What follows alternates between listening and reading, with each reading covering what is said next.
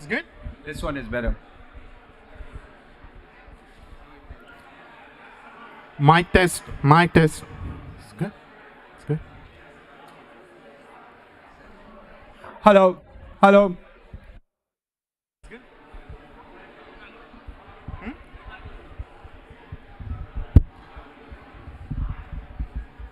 He's a stronger man, right?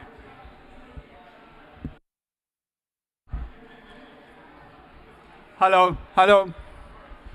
No. I think the gap here, no? Mic testing. Close it.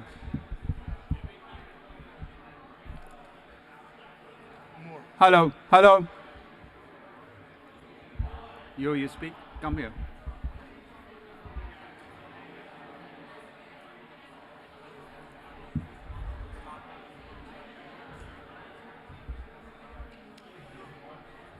Hello, everyone. We are about to get started in a few minutes. Can you all hear me at the back? Nope. It's low. How about now? Hello, everyone. Can you all hear me at the back? Good. This is much better. We'll get started in a few minutes.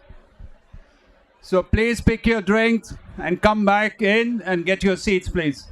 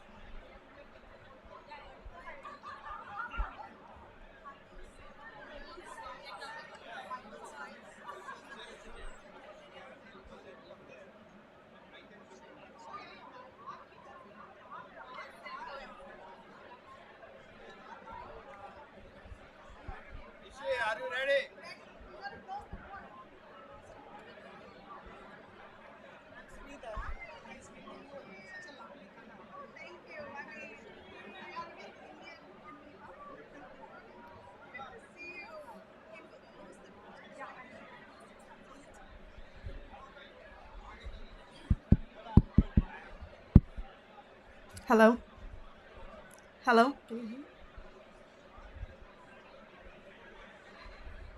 Good evening, ladies and gentlemen.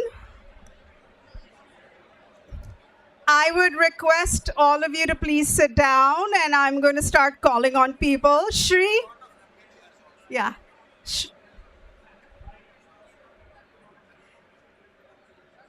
Chirag, if you can please sit down.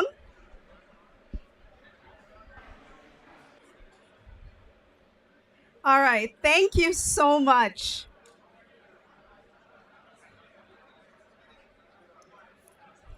Thank you so much. Good evening, everyone. My name is Ishi Puri, and for those of you who don't know me, I'm the Chief Growth Officer of the US India Chamber of Commerce, and I'm so excited to welcome all of you to our 4th annual summit, Leadership in the Age of Uncertainty and Disruption. We have a super packed agenda for you, but before we get into that, I'd like to talk a little bit about the Chamber. We are a very young chamber. We are a nonprofit, only in our 4th year of operation, and in many ways, it feels like a startup. But it's super exciting because look at the room that we were able to fill in, and all of you beautiful and accomplished people here. So thank you for coming. But our mission is pretty simple. It's to connect business leaders, not just in Central Texas, but we connect leaders with our vast network across Texas. We have sister chambers in Dallas and Houston who've been around for over 20 years. We have a prolific national network. And last but not the least, we connect businesses to India and vice versa. So that's why we're here. And we're really pumped for all of you to be here and kind of really experience all this a wonderful program that we've put together. So if we go to the next slide, I want to first begin with thanking all of you. Second of all, since we are a nonprofit, we would not exist without our sponsors. So a very quick shout out to our annual sponsors. Dell, Larson & Toubro Technology Services, and Bhatia Porter. Where is Bhatia? She's outside. Okay, well, if you need residential real estate help, go see her. She's amazing. And then Dell, Ajay is representing, and we have some Dell folks from outside over there at the table as well. So go see them, say hi. Then we also want to recognize our Bhatia. There she is. Bhatia, say hi to everyone, because residential real estate is very hot right now. And if any of you have any questions, I want to make sure you connect with her. Next up are summit sponsors as well as members, HCL, many of whom are here. HCL, thank you for joining us. As well as Team Autonomize. I don't know if they're here today. It's the startup world, right? And last but not the least, our community partners, Frost Bank, United Health, Tesla, and ICICI Bank. Do we have Manish from ICICI Bank? Oh, there he is. Yes, please, round of applause for Manish. He is joining us from Dallas. Manish, thank you for coming. And again, ICICI is an incredible partner, especially if you're looking to connect with businesses in India. Do go talk to him. Next up, I would like to welcome Alok Singh. He is our board member, and he has been absolutely phenomenal in putting together an amazing agenda and program today. We are so excited to present to you all the thought leaders, but he's going to tell you a little bit more about the summit. Alok? Thank you, Ishi. Good evening, everyone. Welcome to a very, very interesting and timely conversation on leadership in the age of disruption and uncertainty. World is changing. AI is accelerating that change very rapidly. Geopolitical shifts are also reshaping the relationship across the world. New leaders are emerging who are helping us navigate the moment. What could be a better place than Texas to have such a conversation?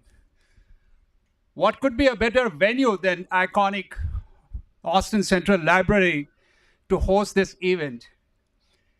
We're going to talk about how the leaders are responding, the challenges, what we see as opportunities for all of us. We have a very impressive lineup of speakers tonight. We would also be having a good group discussions. We would also talk about how Chamber has been organizing multiple events. And we also want to highlight, we are not just a chamber for organizing events, rather represent thought leadership on behalf of our business and commerce community here in Austin. We have been also making big impact in the community. One such example is one of our board members, Mr. Jignesh Patel. Jignesh Bhai, he has been a classic example of how we can make an impact. And the place where we are sitting and having this conversation, he has been recognized by City of Austin for his contribution to the city and community. His birthday is celebrated now as Jignesh Patel Day in Austin.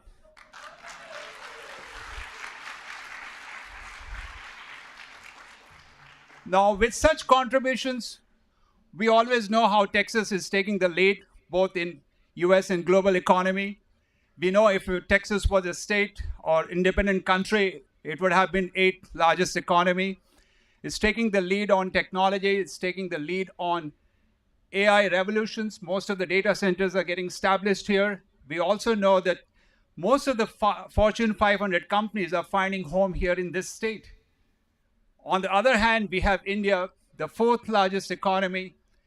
And this is the forum we want to talk about the partnership between US and India, and of course, the role Texas is going to play in that. To take this journey forward, I would like to invite the chair of our board, US-India Chamber of Commerce, Mr. Anupam Govil, to share his opening remarks. Anupam, please.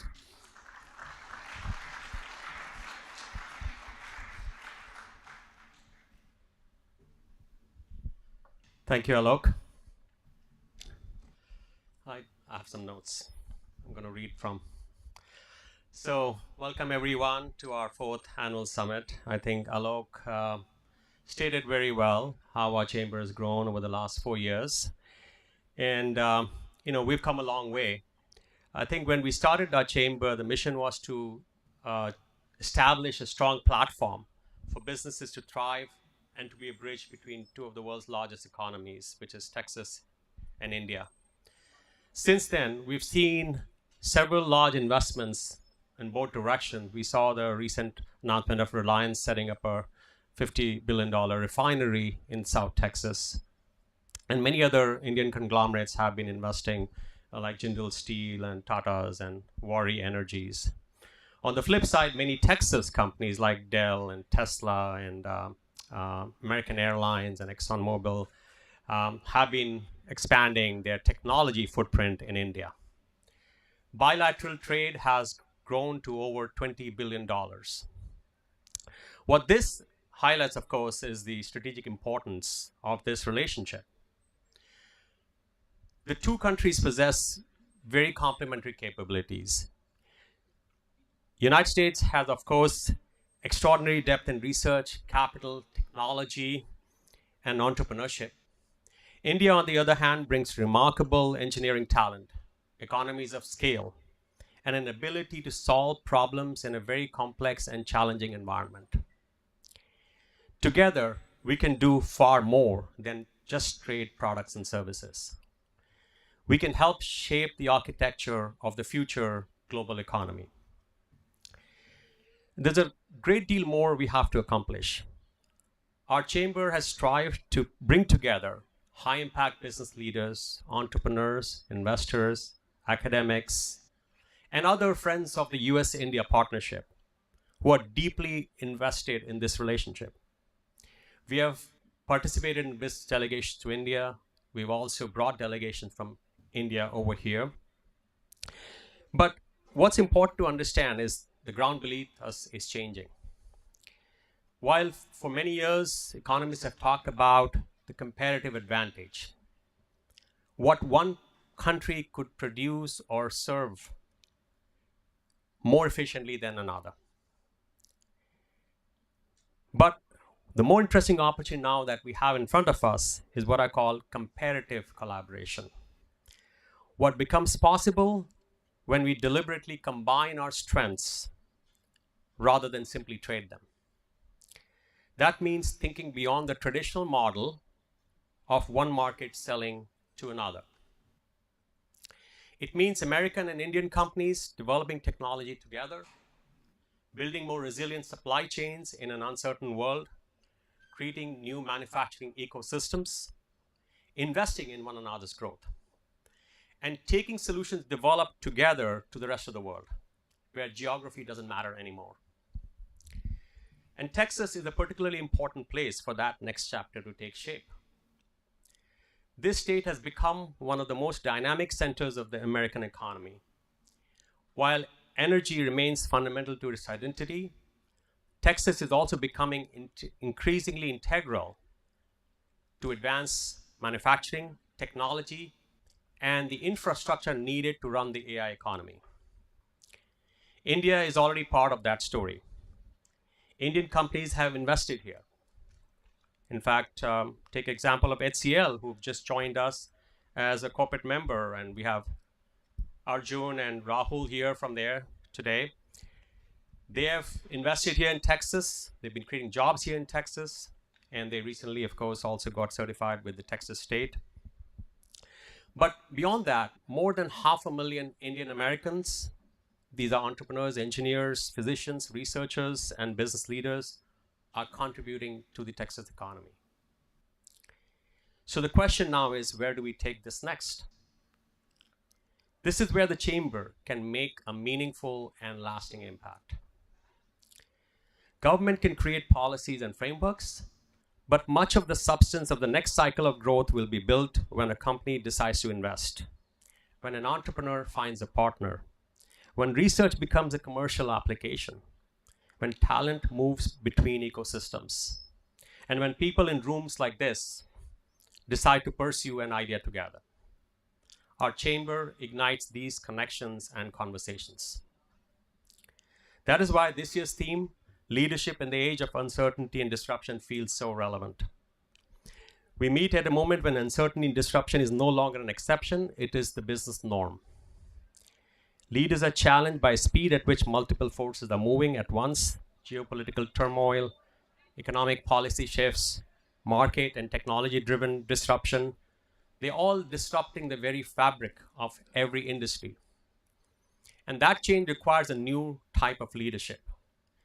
It places less value on perfect answers and more on judgment and agility, on being able to distinguish between noise and genuine structural signals, on knowing when to move quickly, when to be patient, and where to place conviction even when the picture is incomplete.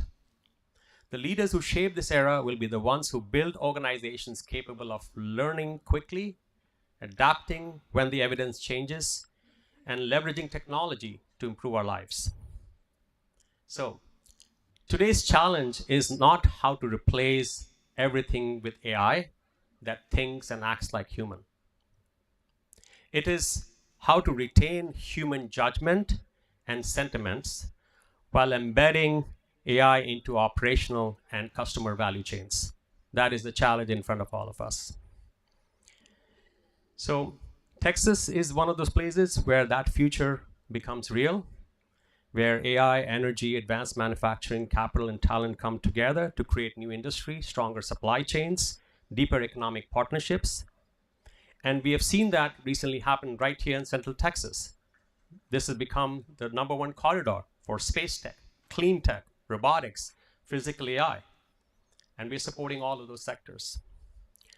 Our chamber's value lies in creating the ecosystem for tapping into these new opportunities, by enabling connections that might otherwise never happen between an entrepreneur and an investor, a researcher and an enterprise, a company looking for a market, and a market looking for a capability. We welcome you all to be part of this journey. Thank you.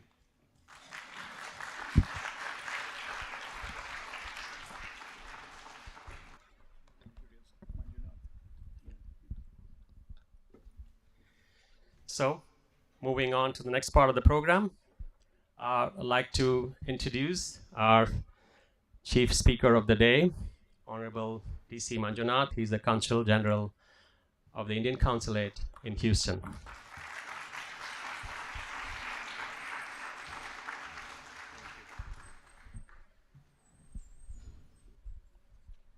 So Anupam, you are not alone. I also have some.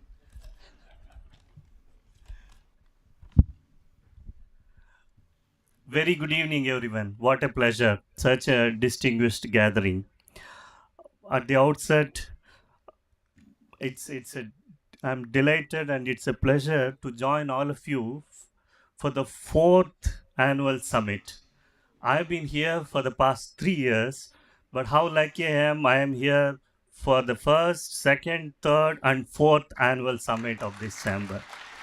Soon after assuming my charge, 2023, I was lucky to be part of the inception of this chamber. We have the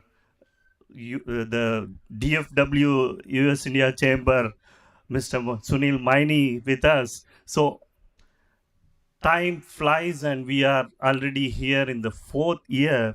And it is such a pleasure to see how the chamber has become a very valuable platform for all of us to connect and grow together.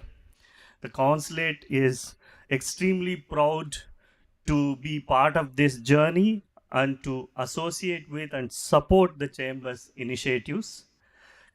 Of course, I like to commend the whole team, starting from Anupam, the chamber's president, and the whole leadership. I think, I don't know when I became the chief speaker, but I will be only talking about the good work all of you are doing, if I take everybody's name, so please excuse me. Friends, India today, when Alok spoke, he mentioned, about the 4th largest economy in the world. Now, 5th or 6th, 4.2 trillion, and because of the currency fluctuations, we may have become 5th or 6th, but down the line, within few years, India is on the path of becoming the 3rd largest economy, maybe, few years down the line. It remains the fastest growing major economy.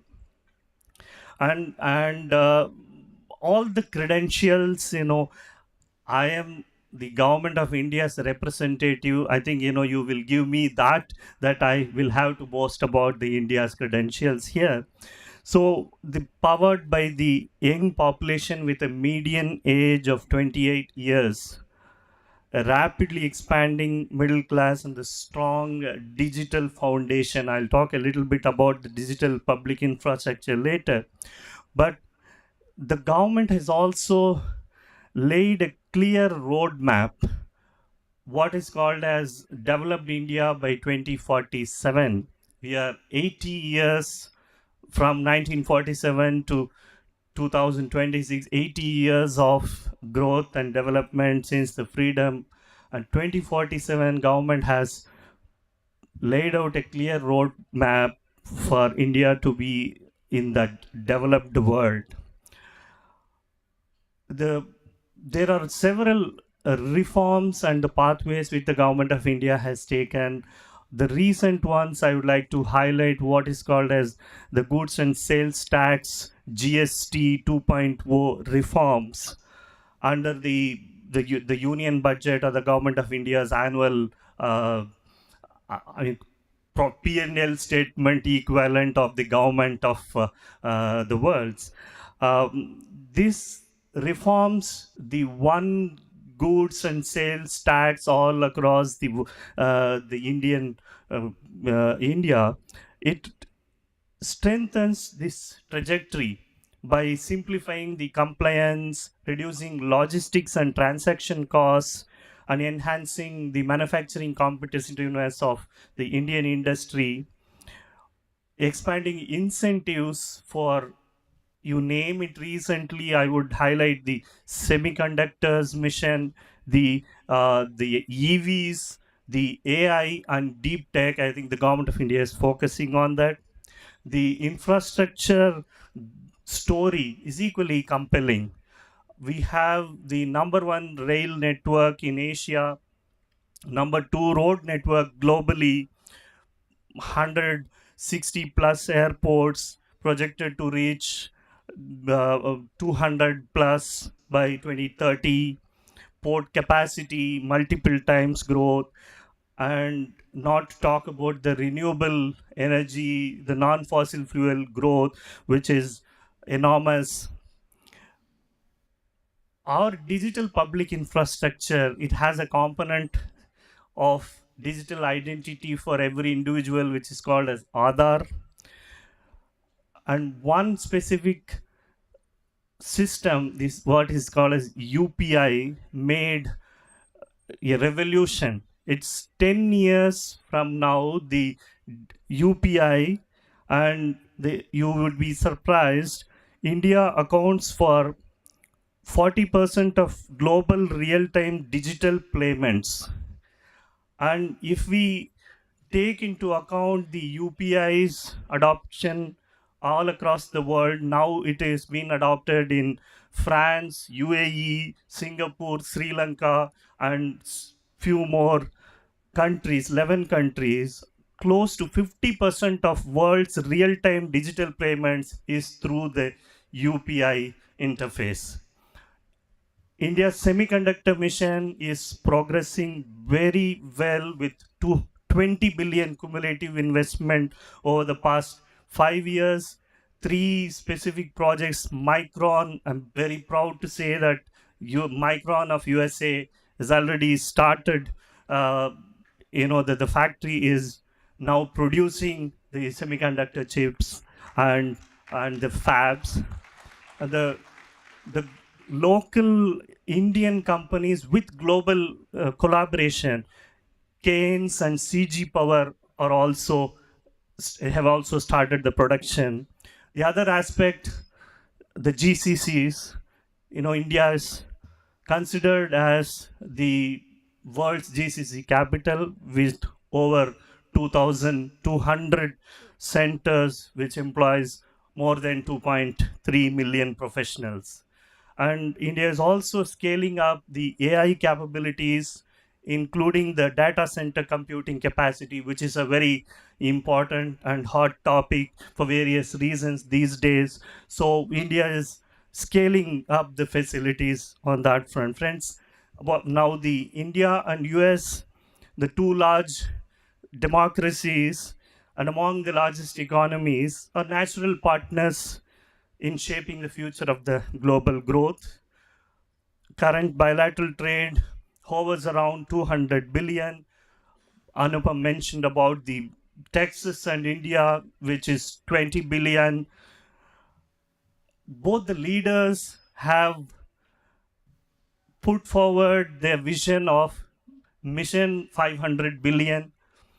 Now, it's not without, there are some headwinds, but the both the economies are fundamentally strong and they have the deeper understanding, and we have weathered through, and as mature economies working through, and I am proud to say that there's been no deceleration in the bilateral trade volumes. We are hovering around the same 200 plus, and we look forward to reach that 500 billion in the years to come. The the investment by the Indian companies and creation of opportunities for the local people here by the Indian companies, which Anupam already mentioned about the HCL Tech and L&T Tech here. There's Zoho here, and there's SR. There are many, not to talk about the other IT majors, like the peers of HCL Tech. So this is this investment, the bilateral relationship is a mutually beneficial and good for the growth of the world economy. There is no, I'm sure there is no doubt about anyone's mind about that. Uh, Specifically, the Austin's ecosystem aligns seamlessly with these priorities. What I spoke about, the semiconductors, AI, the clean energy, life sciences, and creative industries, and also the university and talent exchange.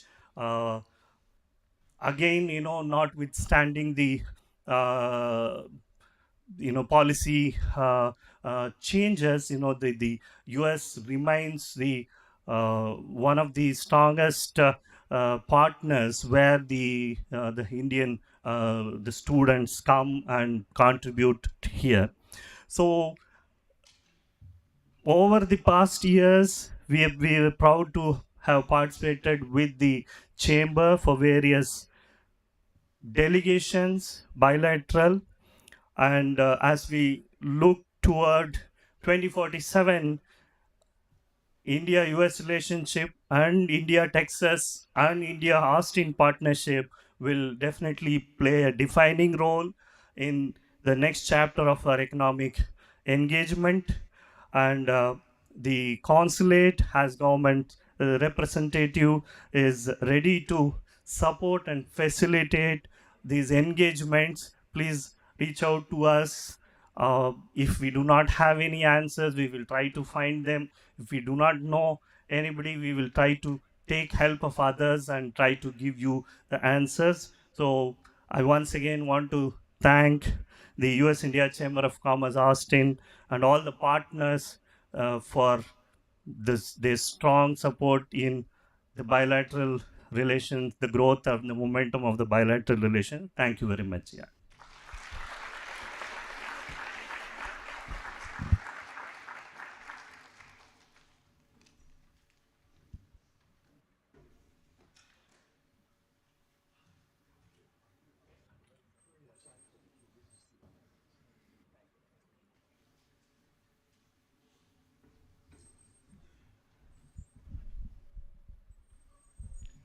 Thank you very much, Sri Manjunath.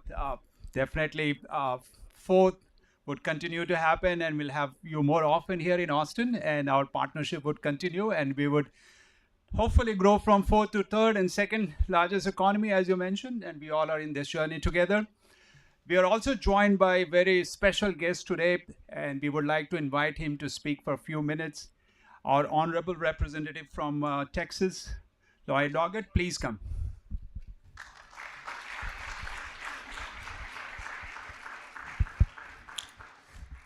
So we wanted to invite Congressman Lloyd Doggett. Thank you, sir. It's a beginning, as Manjunath ji said, the beginning, you have been with us, still you are here. Whenever we have been into Washington, D.C., our meet with the Prime Minister time and all, thank you for the accommodating all the things. Today we are so special. We are truly, truly, even though he doesn't have a time, he loves us so much. Shri, I will come for 10, 15 minutes. Please, please come. Please. Thank you, sir. Appreciate. Give a big round of applause to. Thank you very much. This one? Well, thank you so much, Ree. It was in this very room 4 years ago that we had our inaugural gathering, and it is so good to see the progress that you've made, great leadership that you've had over these past years, and I know that this group will soar even higher with the enthusiasm that Sri always brings with Usha, and I look forward to the progress that you continue to make. As you know, when I was first elected to Congress, about the first caucus that I joined up there was the India caucus. It's a bipartisan group. And it seeks to, thank you very much.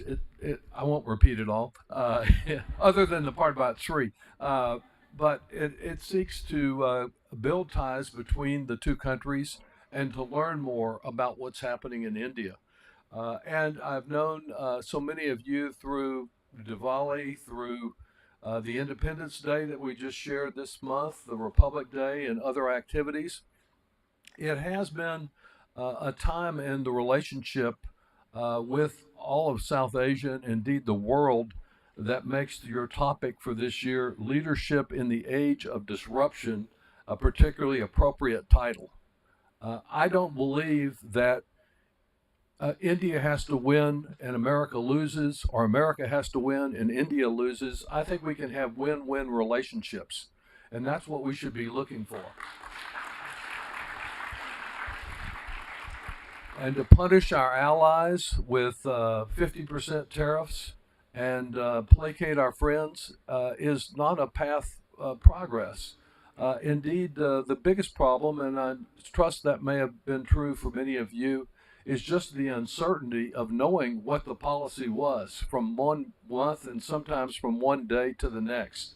So I think we can continue to advocate for more international trade, not more barriers to that trade, and to recognize that every time a tariff is imposed on a product from India here in the United States, it is a tax on American businesses and consumers that are paying that tariff.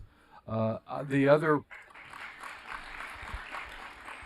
other policy that I found particularly disturbing in the last year, it's one thing to protect our borders, to see that people who are causing us harm or would cause us harm from abroad and who have entered here to Texas or elsewhere illegally, to do something about that. I'm all for that.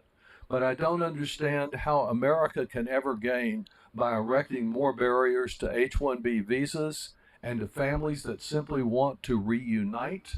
And to those who want to come, as a number of people were first drawn here to Austin by the University of Texas and participate in the educational opportunities we have to offer.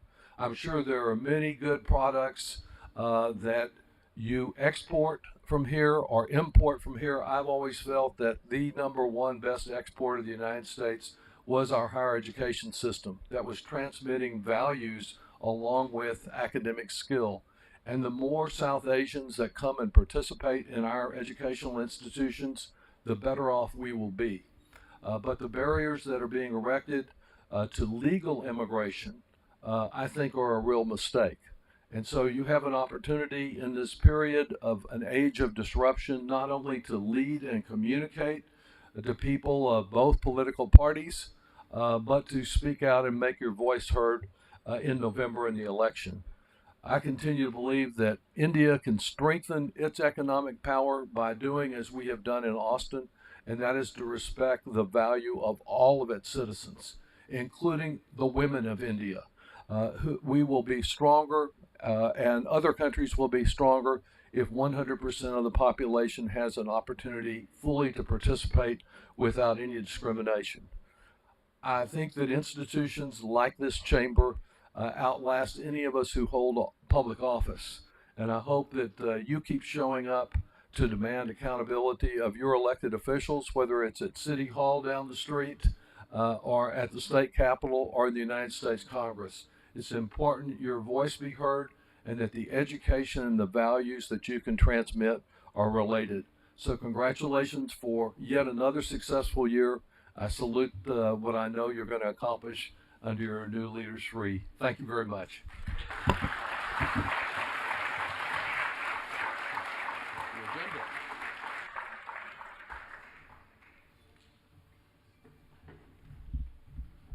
Thank you very much, sir. Terry, we would like to keep moving on with Texas story. We all know they're America's engine for innovation and global growth. Who could be better than Terry to speak on that on behalf of the governor of Texas? Terry, please come over. He had some personal time challenges, but he made sure he is today present with us to share his thoughts. Over to you. Thank you, Alok. Really appreciate it. And wow, 4 years into this, and look at this group. This is amazing. You guys really have a wonderful team together, pulling this all together really quickly.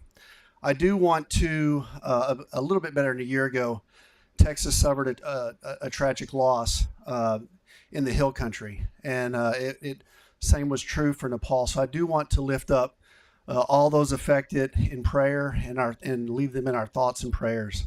So our thoughts and prayers are with them.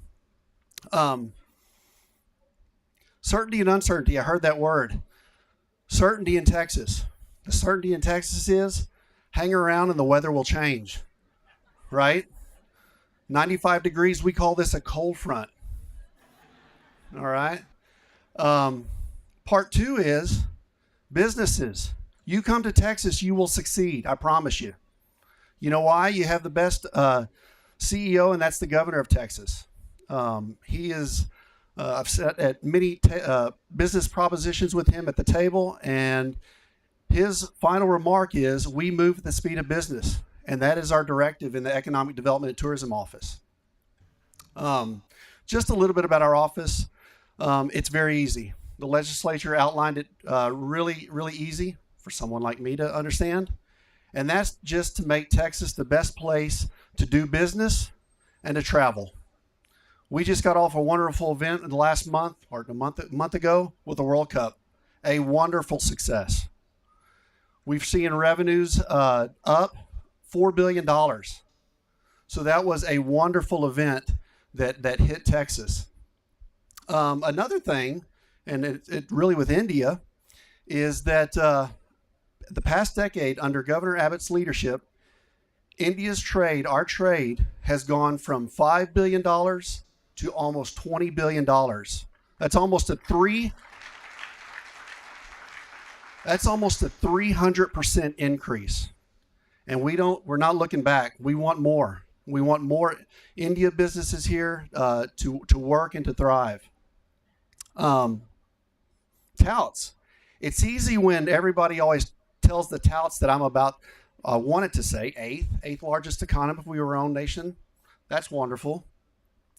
But one of the things that I really love to tout are the people that are coming here. 2 decades, we've led the nation in population gains. Almost 4.5 million people. Look at that. That's about 1,200 people per day.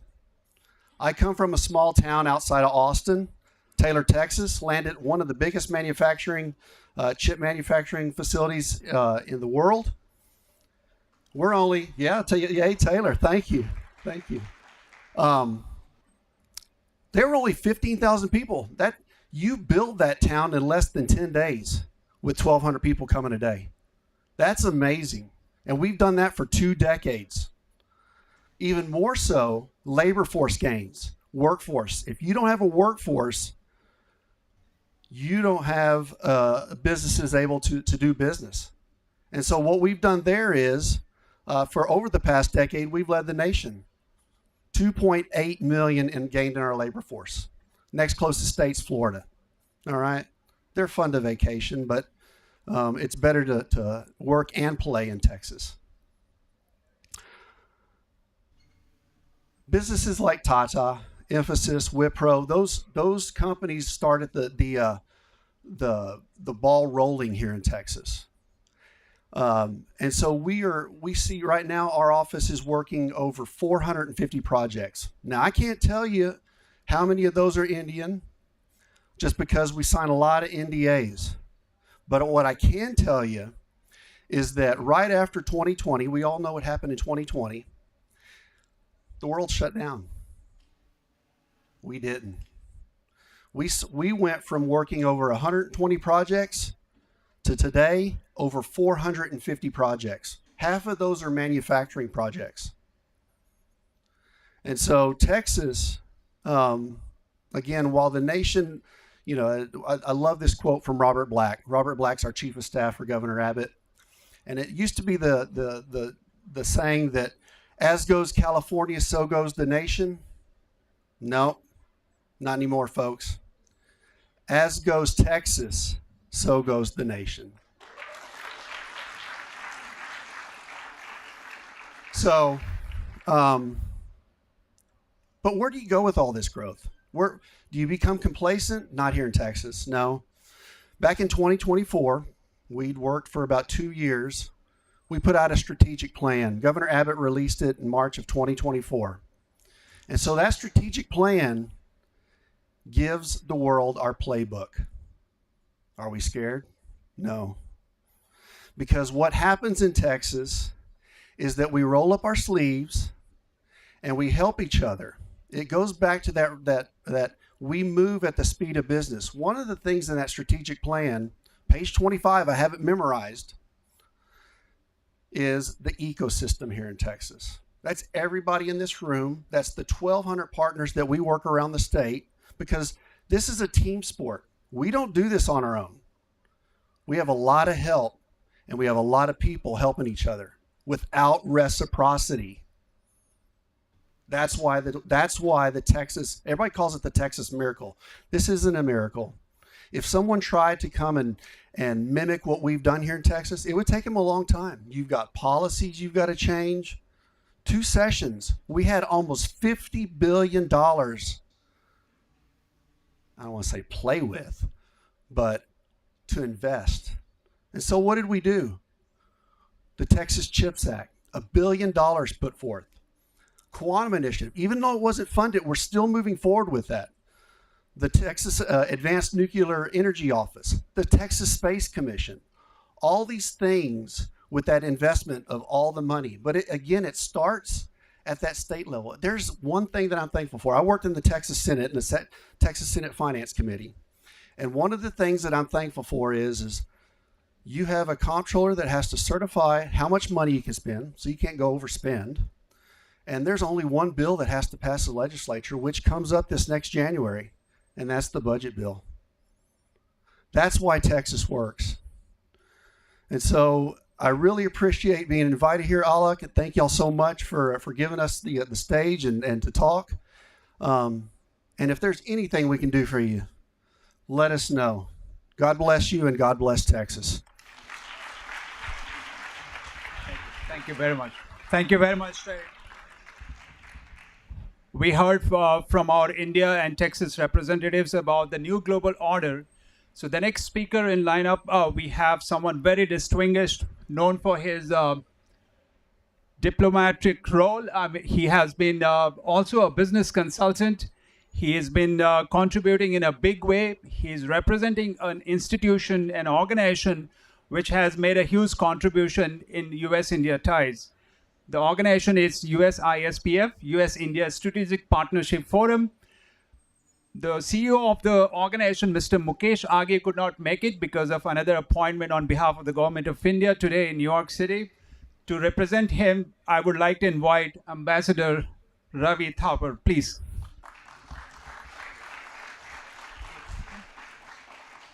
A big shout out to Terry for doing what you did. When I joined the Foreign Service exactly, 43 years ago, 27th August, in 83, as a young lad of 23 and a half, I was told, if you want to be a good ambassador, speak from the podium. But if you want to be a rock star ambassador, speak from the stage. So let me do what Terry did. And let me do what my founding chairman, John Chambers of Cisco, does. He prances about the stage. He moves within the audience and he shakes people up. So it's my privilege, my great pleasure to be here. Thank you, Alok. Thank you, Arun Govil. Thank you, Kawatraji. Thank you, Ishri, for being here, for having me here. And let me also recognize the Consul General, Manjunath. Let me also recognize Congressman who just left.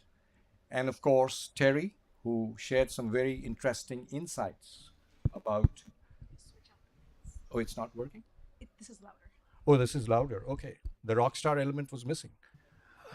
So it's my pleasure and privilege to be part of this very, very interesting conversation, having spent about 4 decades in this business. What I will try to do is try and bring some of the other important factors which are out there and which are silently at the subterranean level influencing this very important relationship which we call the US-India Strategic Partnership. Well, let me just begin and submit that between 83 and 2026, the world has really changed, and technology has been the big game changer. We are no longer in a situation where foreign policy is just the monopoly of the Westminster, the White House, and some of these cloistered conversations. Foreign policy today is being made on the social media. Foreign policy is being spoken about, articulated all over the world by the ordinary citizen. The reason? We are now globalized. Globalization is here to stay. And the water has flowed under the bridges. And if I may say, any tendency or, interest in trying to reverse this is not going to happen. We have been empowered. We are used to a global outreach. Multinationals are making money because of foreign markets. We live in an interdependent global economy. What we sneeze or cough here in this market affects many other markets. People are evaluating us on moral, principle, business, ethical, political grounds. As a practitioner in diplomacy, and I've also taught global affairs, I've come to one conclusion, that perhaps foreign policy, which is today the domain of the ordinary citizen, well, there have been thousands of PhDs, thousands of speeches in the UNGA, and so many webinars are happening every day. But did we solve the problems of the world? That is the million-dollar question. Which brings me to the complexity of the process. Because of globalization, because of the ecosystems we are in, because of the technology equation, which empowers not just the US, it has also empowered other countries in the world. We are now no longer a unipolar world system. We have many ecosystems which have come in. There is the aggrandizement, there is the enrichment of China. Oh, Rockstar is being interrupted. Sorry, I'm not a very practicing rock star. Pardon. So many other countries have also become strong technology-wise, economically more, bigger players. So we have to understand that this system which has been created by globalization is now the ruling system. And any effort, any initiative to try and contradict will have consequences, because the new technologies have put us in one village. Anything we do affects the other. My point here is very simple. We live in a multilateral world. We live in a world with many players. We live in a world which has got to engage with each other. And when I say this, I have handled counterterrorism in the Foreign Office. I also look at some of the problems which are global. Climate change, counterterrorism, dark web, all these are issues. Keeping technology to stay the course. Today we are in Silicon Valley undergoing a new, debate. How do we navigate this inflection of technology and policy, public policy? How do we ensure that whatever plays out is for the betterment of human beings? I would also like to make a submission here. Having taught this in my last, responsibility as a professor, there has been the escalation of the economic divide. There has been the lurking challenge of the global south. Almost 130 plus countries of the 193 in the UN are today still in a state of acute poverty. According to a UNDP report, very recent, at least 1 billion people are almost at the level of 2.5 or $2.25 a month. That is the kind of per capita, income they are surviving on. So in this situation, we who are the intelligentsia, we who are the accomplished businessmen, we who are the leaders in this space, have to understand that anything we do, if this has to remain and sustain, well, we have to take this into view. So what I'm coming to is this, that the leadership which the US enjoyed in the last few decades, in the last few years, is beginning to change. Because there are other claimants. And we live in a global world.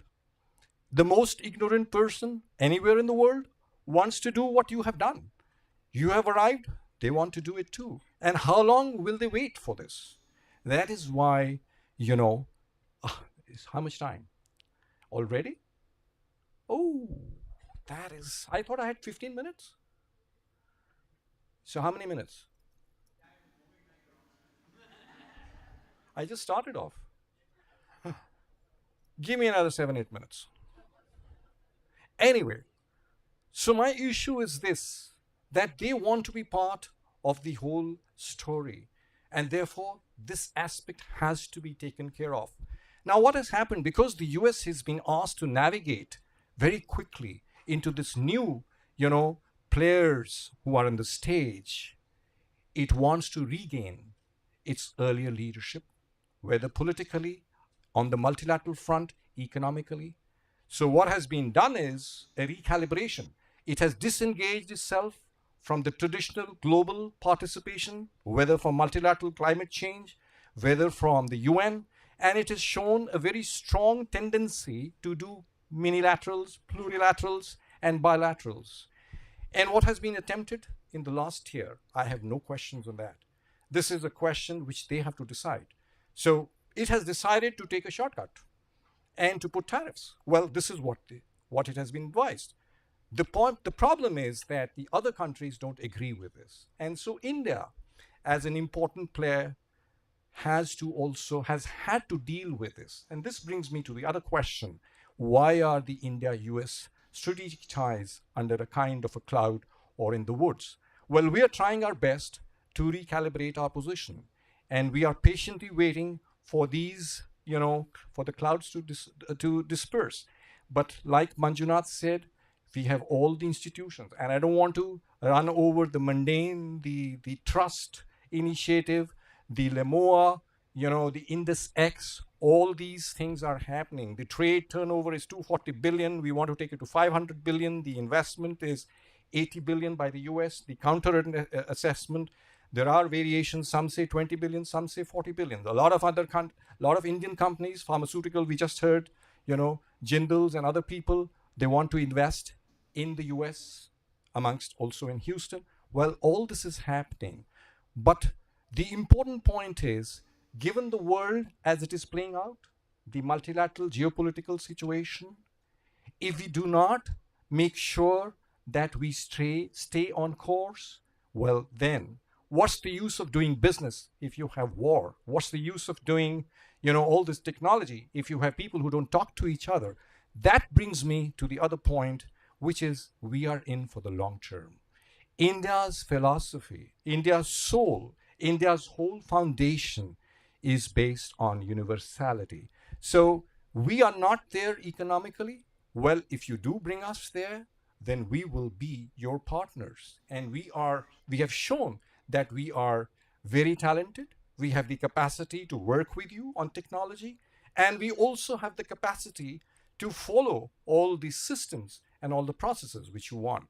Because India's vision is about not just empowering India, it's about Vasudhaiva Kutumbakam. If Abraham Lincoln talked about for the people, by the people, of the people, Gandhiji said his dream was to wipe every tear from every eye. So all that I would like to say, I'm asked to conclude, but I can go on.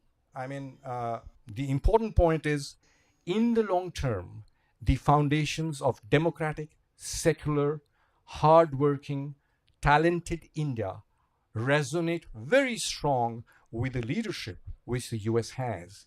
And the leadership of the US today has to be broad-based, has to be broad-minded, generous. We wish you can again start up the US aid system. We wish you can again start engaging with the global South countries, because if you don't do that, some of the other countries on the other side are going to snatch away the conversation, and that's already beginning to happen. So in the long term, I think we do resonate very strongly, and we have the capacity to work on this relationship. If you empower India, if you make it economically strong, 1.4 billion people out of 8 billion can really work with the Americans in, making people realize what their vision is. Thank you so much. I have a lot to say. Thank you very much. One question from the audience. as we had requested you to answer some of the questions. We have limited time, but one question has come up. USISPF, the role the organization is playing in US-India partnership. Would you like to just share some highlights? Yeah, so this is a very kind of unique leading organization. There are a couple of others, but I would submit that we are very unique in the US-India strategic, corridor or space. We are essentially a nonprofit and an advocacy group. We started off in 2017. We have the backing and the founding leads done by John Chambers, Cisco CEO, the legendary guy, and Ajay Banga, of course, who's now last time earlier in the MasterCard. Now he's the president of the World Bank, Indra Nui. And we have other stalwarts. And of course, my CEO, Dr. Mukesh Agi, is not only a business leader, he's also an international relations expert. He was supposed to be here. So we are bang in the middle of all these conversations, whether in the US or in India. And we work with Fortune 100 and 500 companies in helping them navigate all the complex issues on tax, regulatory compliance, and other issues. So please do work with us. We will try and make life simple for any business entity or aspirant. And I have a colleague, Siddharth Aryan, who's based in Houston. He's my counterpart. I am, of course, in the Bay Area, in the Silicon Valley. We have another person in Chicago, but we have a whole team in DC. There's someone in New York, and we're opening a new office in Canada. And of course, there's a big team of 15, 16 people, including industry experts who sit in New Delhi. And we have some, of course, Indian bureaucrats like me, former ambassadors, some secretaries in the government of India who are in the ecosystem. But we also have some former U.S. Treasury and government officials who work with us. So it's a pleasure to join hands and collaborate with all of you in this endeavor. Great, thank you very much. As you know, Ambassador Thaufat, that most of the Fortune 500 companies are looking for their home in Texas. So for you, it's a good reason to be here with us more often. Now let's move on to the next section. We would like to read out Mayor's message. Please come over. And then Ishi will have our awards and recognition.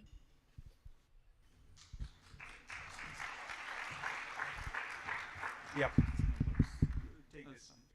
This would be a lot better. Okay. Well, good evening. Following the footsteps of Anupam and Dr. Manjuratji, I'm going to use read out from the letter. Mayor of Austin, Kirk Watson, couldn't make it today, apparently today, and other council members, because today is a council member meeting. So here is what Austin Mayor has to say. Dear Austinites, good evening, and congratulations to the US-India Chamber of Commerce, Austin, on your growth for 4th annual summit. I'm sorry I couldn't join you in person tonight, but wanted to send my sincere appreciation and best wishes. Over these past 4 years, this chamber has become a vital bridge between Austin and India, strengthening trade ties and bringing together our businesses, tech, and leaders right here in our city. The Indian American community has been an extraordinary engine of growth for Central Texas, from technology and innovation to healthcare and entrepreneurship. Your contributions have helped make Austin one of the most dynamic economies in the country. As this year's summit rightly highlights, Austin's future in artificial intelligence and innovation will be shaped in no small part by this community's leadership. I want to thank each one of you for your continued investment in this city and Central Texas region. I look forward to seeing this partnership between Austin and India grow even stronger in coming years. Congratulations again and on this important milestone summit. Sincerely, Kirk Watson.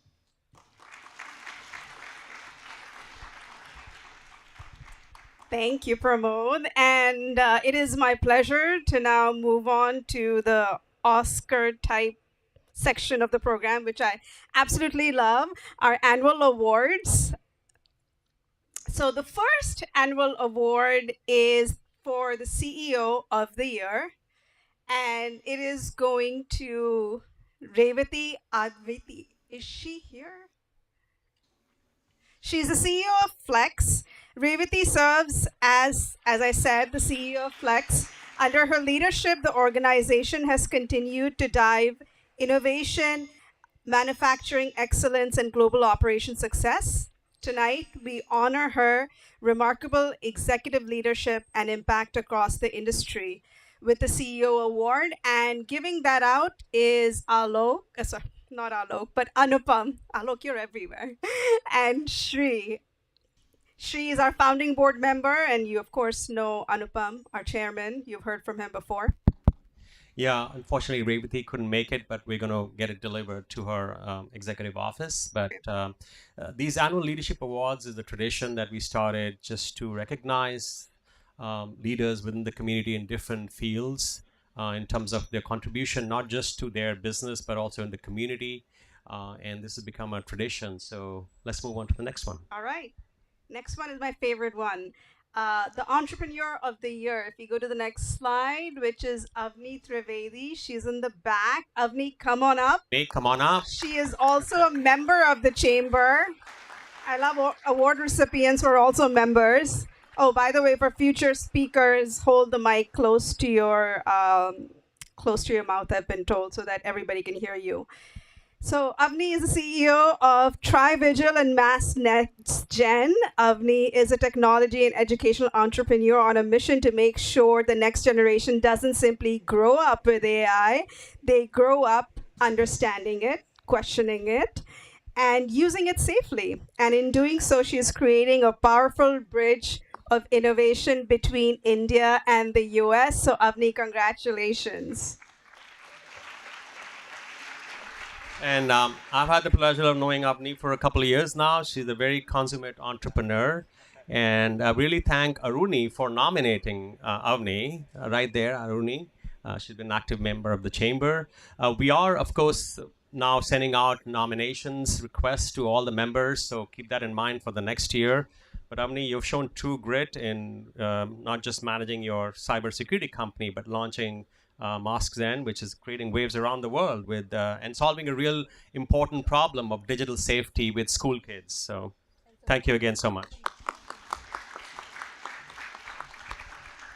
All right, next up, the Public Sector Leader Award, which goes to John Fowler and Drew McGrath. John serves as the CIO for the Texas Department of Licensing and Regulations, and Drew serves as the CIO for the Texas Department of Family and Protective Services. Both of them have demonstrated exceptional public service and leadership across state government operations. We are proud to honor them as our public sector leaders for their dedicated contribution to the state of Texas. Come on up. Thank you. First of all, we are missing a John Flower due to urgent client meeting. He has to fly. But our Corey is going to be coming on behalf of John Flower. And also Drew McGrath. He is an amazing, incredible CIO. Who doesn't know him? Whole Texas knows. Thank you, Drew. I know how much family protection everybody is depending upon this agency. DFPS is a great agency. We are really proud to announce this award, sir. Thank you so much. Would you like to say? I did not prepare a speech, so I do apologize, but I've served over 26 years in state government. I've been a contractor where I worked another 7 years in technology projects within state government. I've done some private sector work as well.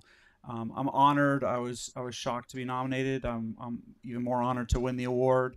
And somewhere in here, Rudy Montoya, who is my mentor and former boss. Hopefully he did not take off. Hopefully he's still there.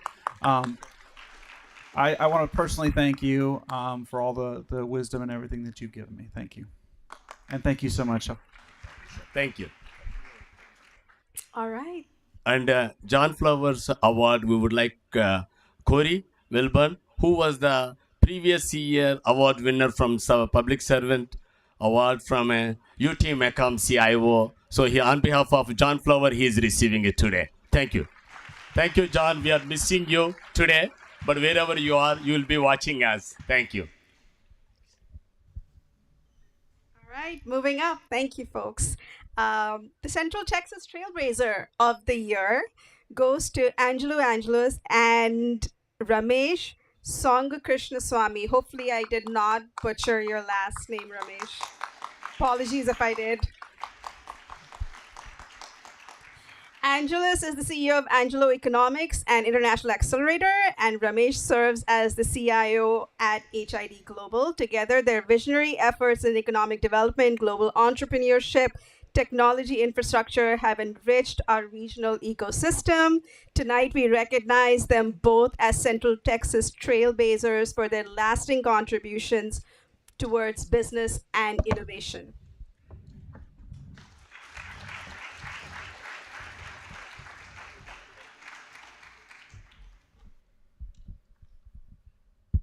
Angelo, so you have been a member, not only member, you are supporting so many entrepreneurs coming over here. We are really, really fortunate and to being our member as well as supporting our chamber. Thank you. You really well deserve this. And Ramesh, I know you are a HID Global C-level person and you are so humble. We are very, very honored. So many out of nominations. We are really happy that we to announce both of you amazing Central Texas leaders. Thank you and congratulations to both of you. Yeah, and this is a very special award, of course, because it tracks the legacy of the person through the community, both in the business side and the social impact side. Angelus, of course, I've had the pleasure of knowing for, I forget, like 30 years. No, not that long, but long time. And he is no stranger. He's probably the most iconic personality in Austin. He was the CEO of the chamber at one point. He's been running Angelo Economics, which sets the economic agenda for Central Texas. His economic forecast every year is followed by everyone. And then, of course, he launched International Accelerator, which, as Shri was saying, is the #1 incubator for international foreign-born entrepreneurs. And about a third of them come from India. So it's a great contribution you've made. And of course, you've supported the chamber from day one. You are a corporate member. So appreciate your contribution. Thank you. And thank you, of course, Ramesh, for your contribution. Thank you very much. Thank you. All right, moving on, the Community Impact Leader. Again, it is my pleasure that this award is going to Krishna Ithadil. Again, Krishna, hopefully I did justice to your last name. Krishna is the former CIO for the State of Texas Higher Education Department. Throughout his career, he has driven impactful technology initiatives designed to expand educational opportunity and strengthen public resources. We are honored to present him with the Community Impact Leader Award for his dedicated service to the community. Thank you, Krishna. Yeah, and this is the new award we constituted this year to recognize individuals who, again, have been serving the community in different capacities all along. And again, Krishna is not a stranger to me. I've known him for 25 years when he was a journalist with media out of California. And we got involved through Ty. He moved to Austin, and then his career with the state of Texas, and then, of course, involvement with the community, organizing so many events and nonprofit philanthropic galas is exemplary. So thank you again for all your contributions. Yeah, thank you so much. Thank you everyone for coming and participating in the growth of the chamber. I know, thank you. And I just want to thank Drew McGrath. He was my boss. And then Rudy was my big boss. So they all trained me and also to give back to the community. So our job was to make it better for the citizens and better for the people, and make life easy in Texas. And the only thing I would request you is that, we have a nonprofit called Next Texas Foundation, and our goal is to make career pathway for students. So make sure they have an internship and they have a career pathway to get the job, the first job out of college, which is the most hard thing. Thank you. Thank you, Krishna. And also the award for the best tie should go to you. It's amazing. Oh. Old is gold. All right. Last but not the least, oh gosh, the nonprofit of the year. This one is close to my heart because I love to personally support this organization. Oops. So accepting this award is Manish Desai and Shali Vora. Pratham is an outstanding organization. If you guys are not involved, you should be. They're actually hosting their gala on Saturday, so check them out. And they have done transformative work, just like the Merkel Foundation does in India, expanding education access across communities. So accepting this award on behalf of Pratham are Manish and Shali, the co-presidents. We are delighted to recognize Pratham's extraordinary contributions. Yeah, actually, we have Ashish Gupta Ashish. and Seema Desai, who are former presidents of Pratham in accepting Awesome. the award. Welcome.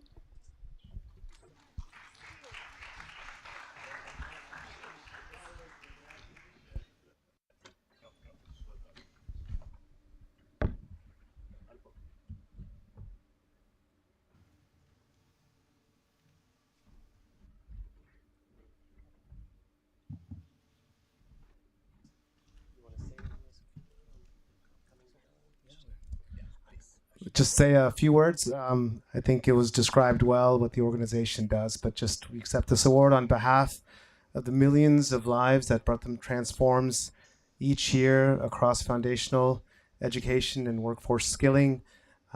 If you know the organization, no words are necessary. If you don't know the organization, no words are sufficient. So we encourage you to learn more about this amazing organization. Thank you.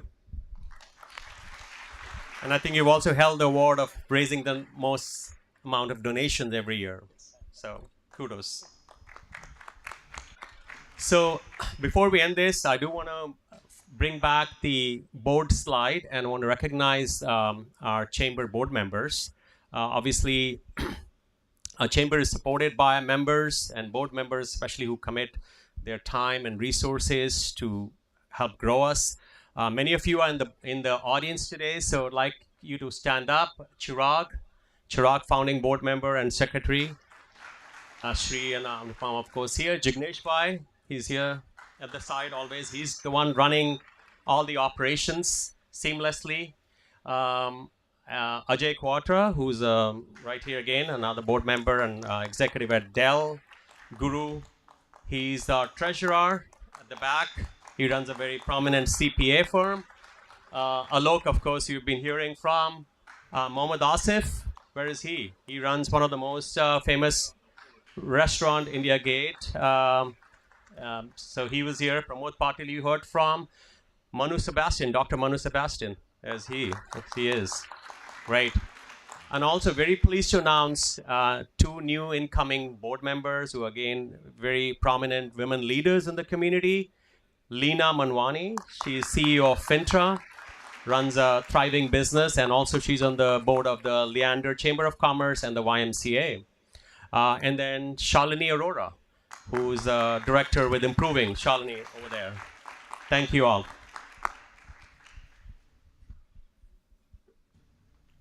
Great. Thank you very much, Anupam and Sri. Let's quickly move on to the next section. We are running behind schedule. The next section is innovation keynote. And this is going to be a very interesting one. Many of you must have heard Malcolm Gladwell, one of the biggest thinkers of the century. He has named top 5 business books of 21st century. And one of them is Crossing the Chasm.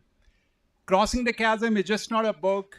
It's a thinking behind how businesses should be built, how the chasm should be crossed, and there are multiple ways of explaining that. So on behalf of Jeffrey Moore, we have the Managing Director of Chasm Institute, Michael Eckert, with us to walk us through the next chasm, how to cross when it comes to AI, innovation, and leadership. Michael, would you like to come here on stage? And then Michael would like to present from his laptop there behind the audience there. Michael, please come over. And it's a very interesting topic to learn more from him about the framework and how the companies like Microsoft, Salesforce, and many other big companies where Jeffrey and Michael have been advising CEOs of the companies to look at how the legacy of the past is holding you back, and you would like to go ahead and cross the chasm and move into the new era of AI revolution as well.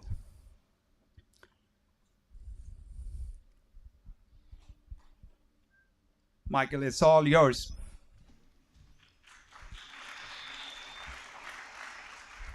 Thank you, Alok. Thank you so much.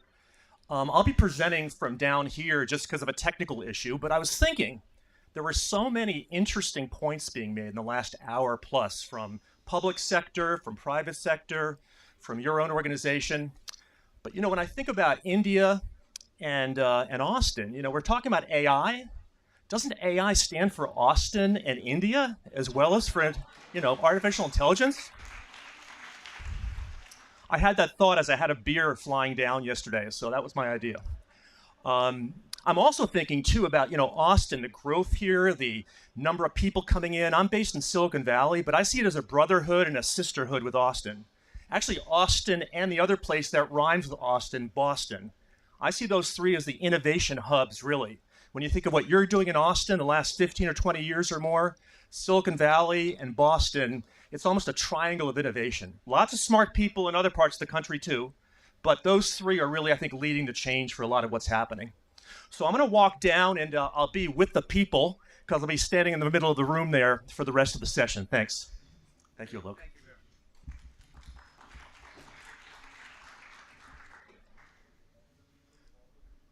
Exactly.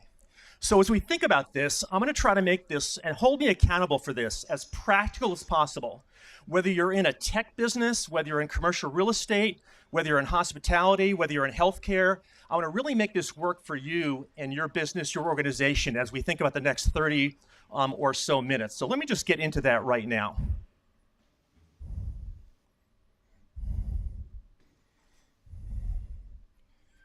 If we think going here. If we think about the overall thought of what we want to accomplish here, it's really the idea about crossing the next chasm. And as you read what's on this page, what I want to do is talk to you about the failures and successes of going really from what we talk about as being the early market into what we call the mainstream marketplace. And there's lots of visionaries, lots of tech enthusiasts, lots of early pioneers. Most of them don't succeed until they cross what we call the chasm or the chasm. You can say it whichever way you want. The book you have in front of you, The Crossing the Chasm, is the fourth version of the book. I wrote about 50 pages in that book. So whatever your favorite 50 pages are not the ones that I wrote, okay? Jeffrey Moore, our chairman, is the much better writer. What I put in is the examples from real companies. That's my contribution to the book. But when you think about it, my goal today is to take the 225 clients we've worked with here at Silicon Valley, in Austin, in Boston, and elsewhere. I've been to India about 6 times in the last 5 years. So not an India expert, but been to Delhi and Bangalore and so forth as well. And the goal is to make this very practical. We had a few questions in advance that I will embed in the session. But thinking about this, I wanted to put a couple numbers in front of you. The first one is the dismal rate of success when it comes to new business success, new innovation. It's not a pretty story. It's actually pretty ugly. We've done some work at Chasm, and we've looked at 1,050 companies over the last 5 to 7 years.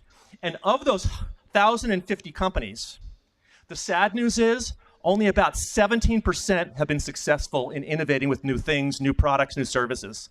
That's a pretty bad number. That's 1 out of 6. And by the way, success does not mean you launched on time or you found a customer. We have some variables, including, did you make the forecast you had that your CEO was expecting? Do you have profitability in the first 12 months to 14 months to 64 months, whatever it's going to be? Do you have the right customer base? All those things. What you're going to see today is a set of tools that you, as a really smart audience here in Austin, I think can use and apply. I'm also going to suggest that you read the first 4 chapters of our Chasm book. There's no test, there's no quiz, it's okay. But reading the first 4 chapters give you a taste of a depth of what we won't get to in these 30 minutes here. But when you think about it, the real goal is to be able to score and prioritize what it is you have as ideas, whether in commercial real estate or in AI or in healthcare or whatever it might be as you go forward. So let me throw something up on the slide, and I hope you find yourself in it somewhere on this next page. First off, there's probably about $1 trillion, I'm rounding, but about $1 trillion in opportunity when you think of Austin and the other innovative centers of the US over the next 12 to 24 months.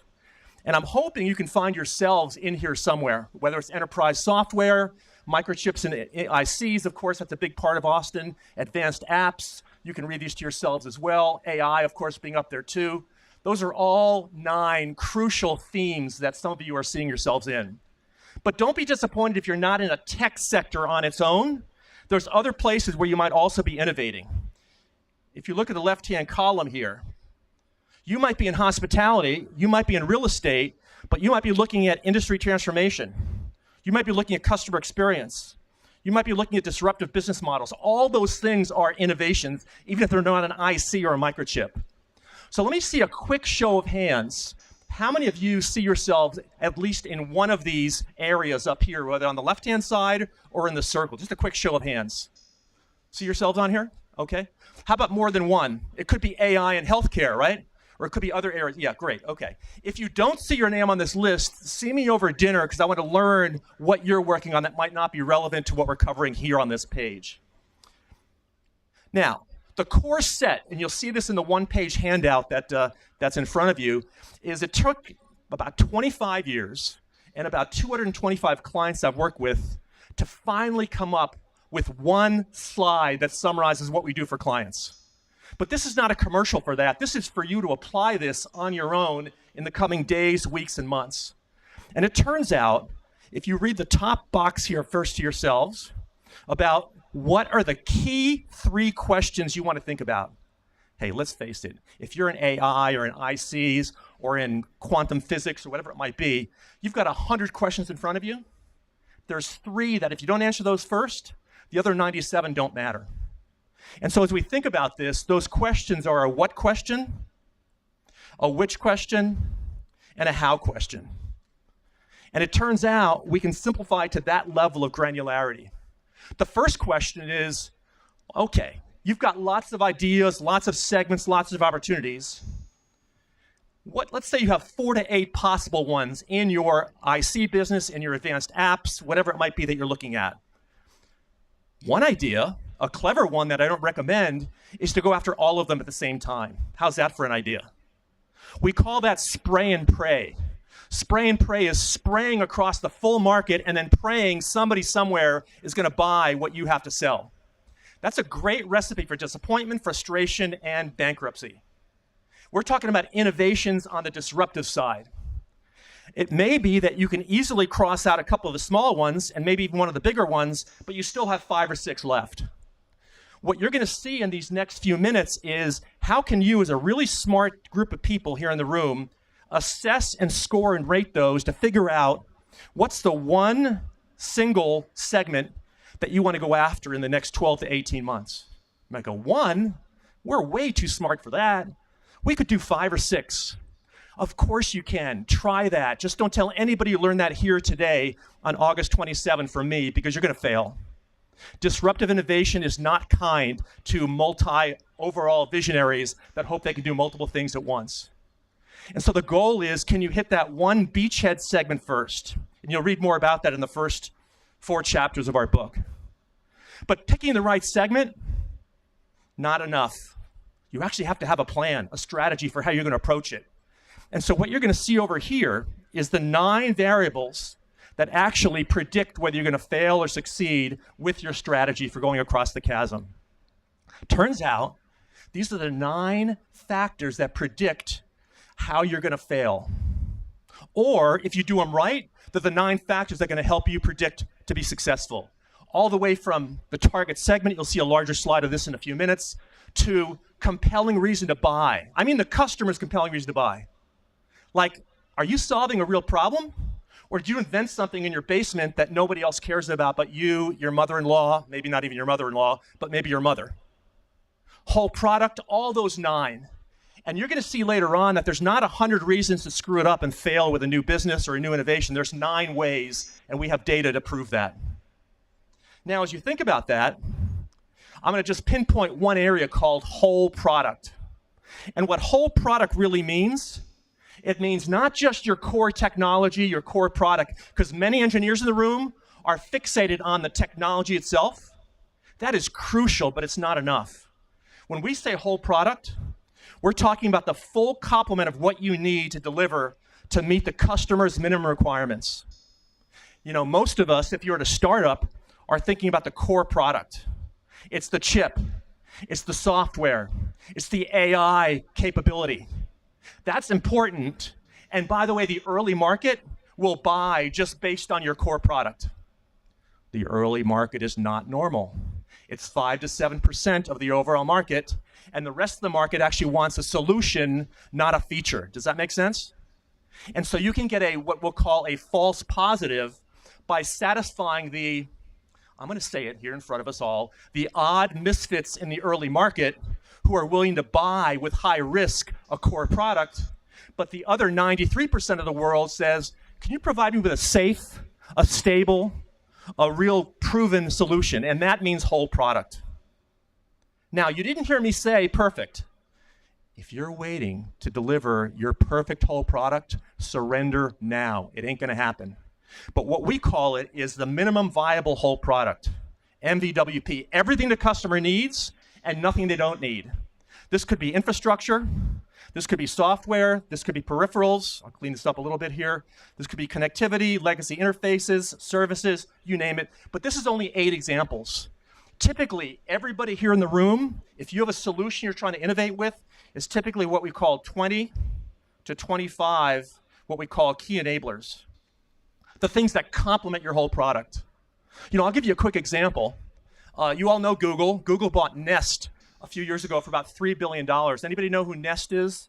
The smart thermostat? That was a client of ours. And Nest was incredible in the early market.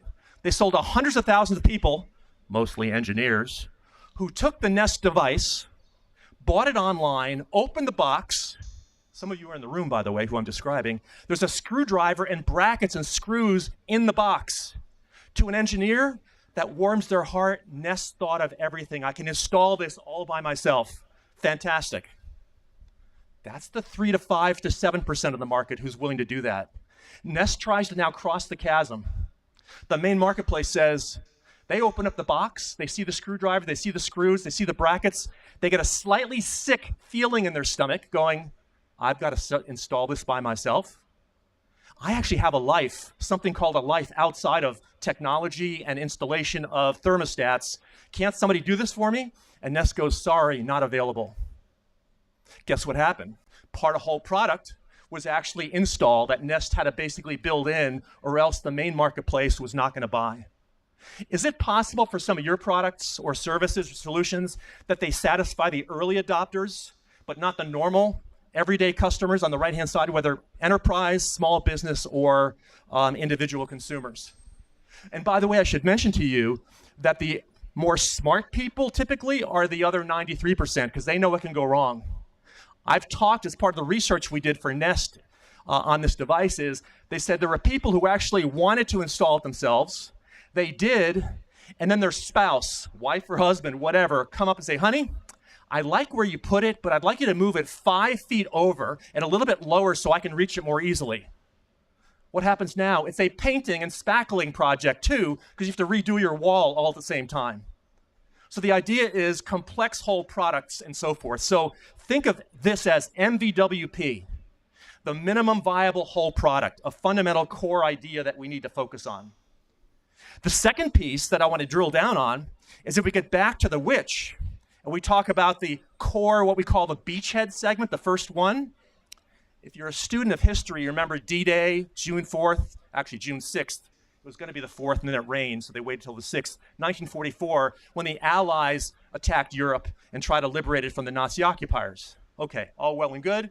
Very difficult battle. The beachhead was the Normandy beach. This is your Normandy beach. How are you going to address the minimum requirements for a customer who has a real problem that you want to satisfy and meet those needs of? And it turns out that what we have to do is score and assess and rank those. Now, you can flip a coin. You can do the dartboard method. You can ask your CEO. Don't ask your CEO, okay? They're in love with the product, and I have great respect for CEOs and founders, but they cautiously have a different view oftentimes than the main marketplace does. So I suggest get the CEO and your top team together and do the following. And you'll read more about this in the book as well. We have a scoring process. It's an analytic process that allows you to basically take 9 key variables and basically test the different possible segments. And you can read about it more in the book, about how you're going to win with these 9 variables. And notice that there's a weighting factor, that the full complement of what you need to do is have a greater or equal score of 85 out of 100. And I don't mean you being in love with it or asking yourself, how cute is my baby or how beautiful is my daughter? This is about an objective view by a team with customer input about these different 9 factors that we'll get into it a little bit more in just a few minutes. But suffice to say that if you do this right, you can get to a much higher level of granularity in what you do. Don't let one person in the company do this. This should be R&D, marketing, product management, sales, yes, and the CEO and their team doing the scoring with input from customers. You'll get a powerful answer. Last thing I should mention is out of this scoring, if you come back with a segment that scores a 55 out of 100, don't be depressed. That's great data. What's it telling you? Don't go there. You're going to die on that hill. It's not going to be successful. We have 225 examples of how we've annotated and proven this as we go along. So what kind of companies have actually worked on this? You know, when you think of the work that I've had the privilege of doing the last 25 or so years, some of you in the room here are really large enterprise companies, and others of you are in emerging growth companies. We do about 50% of our CASM work over here, 50% over here on the large companies. We do startups as well, too, for community service on a regular basis as well. Read the book, see if you can apply it. If you need help down the road, let me know. But the main goal is to taste this, try it, use it, without ever having to talk to me, and see how it plays out for you. But fundamentally, every one of those companies has applied and used this in their work, whether it's in the medical business, the SaaS business, the AI business, and so forth. And I'd like you to think about something for a minute. If you're in a company, a small firm or a large company, in both cases you're looking to renew and innovate new things in the main marketplace. You might even be in public sector. In any case, the idea is, how can you actually focus on a segment first? And every one of these companies that you're seeing in front of you here, about 2/3 are clients of ours, the other third we studied pretty carefully. They all had the same problem, which is they're more excited about the customer than the customer is about them in terms of selling and being able to go to market with the right products. Big companies like this, small companies like that, and so forth. So you probably didn't know that there was going to be a test on this. Of course, there's not. But our CASM book, the one you have in front of you, is the newest version of that book. I'd really implore you to read the first 4 chapters over the next week or so. If it doesn't connect with you, put it down, give it to somebody else. It's all good.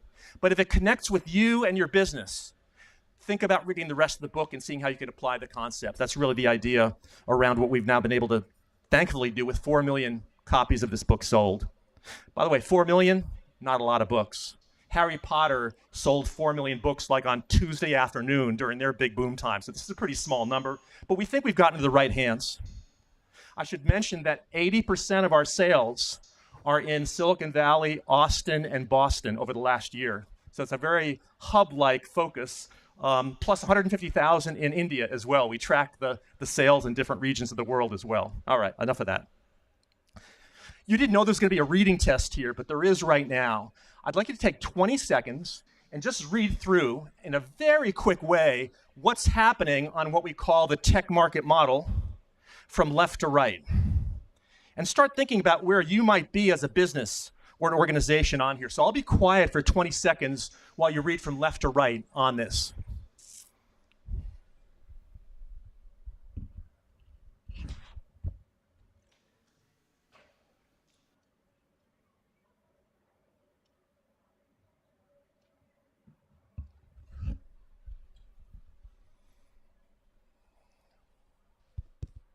Michael, as others are still thinking, you can take those questions as well in your presentation, so we can save some time. Sure. Okay. Those questions I shared with you earlier. Got it. We'll get to right to those. Thanks. Thank you. As you read this through, you can actually draw, and you can get copies of these slides, of course, happy to provide them. You can draw a line down the page.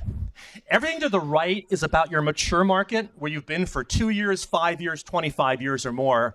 We're not going to address that today. Those are other challenges we have tools for, but not today. Our focus is the left-hand side of what we call the early market, the chasm, the bowling alley. Early market is initial excitement by visionary customers, those 5 to 7% who can't live without your product, but they don't represent the normal marketplace, whether enterprise, small business, or consumer. Chasm is when you have disappointing sales results after the early market is over. We talk about disparate pilot projects. It could also be desperate pilot projects, meaning you're looking for anybody with money and a pulse to go after, much less any kind of a fragmented sales effort. And what we're going to say is the bowling alley, not an exciting, sexy sport, but bowling is about physics, is how can you hit segments and actually build yourself success into adjacent segments. Excuse the artwork, doing the best I can with a microphone in my hand. But the idea is, can we nail a few segments first, ideally one? And what we're going to see on this is fundamentally, you want to ask yourself, where are you on this adoption curve from early market? Most of you might have 2 or 3 products in different places across this tech market model. Now, don't worry, I'm not going to throw the next detailed slide at you and expect you to memorize this, but it'll be in the slide deck that you get. Basically, early market is broken into very early, mid, and later early market. Just read that one right now. That's all I'm going to ask you to read on this page, is 1A, 1B, and 1C, and all those are represented by the early market stages, first, third, second, third, third, third. So take about 10 seconds to read that through.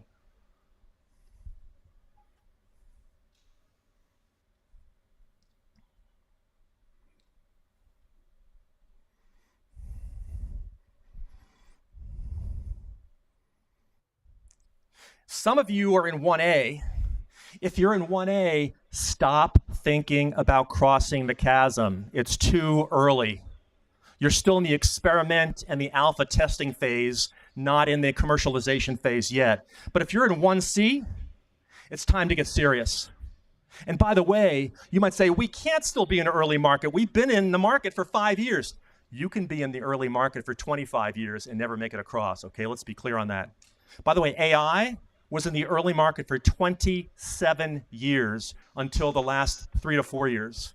There was Bell Labs experiments going on in AI from 30 and 40 years ago, in fact. So AI, early market, long time. Nobody in this room wants to tell their CEO you're going to be in the early market for 27 years. I get that. So the question is, how do you accelerate across? The second page, which I'm not going to spend any time on, which will come to you in the slide deck, is in case you have more mature categories, bowling alley, tornado, and Main Street, there's indicators there too. Those are not chasm crossing challenges, however. That's really just for your own alliteration. But let's now get to the important question, which is, where do we attack first? How are we going to actually make this motion happen and dominate that first segment? And by the way, we have 150 examples of companies who've crossed the chasm by focusing on one segment, winning there, and then becoming a multi-billion-dollar company later on. But the idea is, first off, how do we make sure what we call the segment attack process? This is really by identifying, scoring, and ranking what the segment is that we're going to go after first. Hey, wait a minute. We haven't defined segment yet. Segment is not real estate. Segment is not healthcare. Segment is not broad categories like life sciences. It's applications within those segments with real customers and real pain points and real job titles. And so if you want a quick one-page summary of this, is you can just look at the center point of this slide and say a segment is a set of prospects they haven't bought, or customers who have a common application need. What do they have? The same problem with the others in the same segment, and who reference each other before making buying decisions. Normal customers speak with other people. They go to conferences, they go to web reviews, they do all those kinds of things.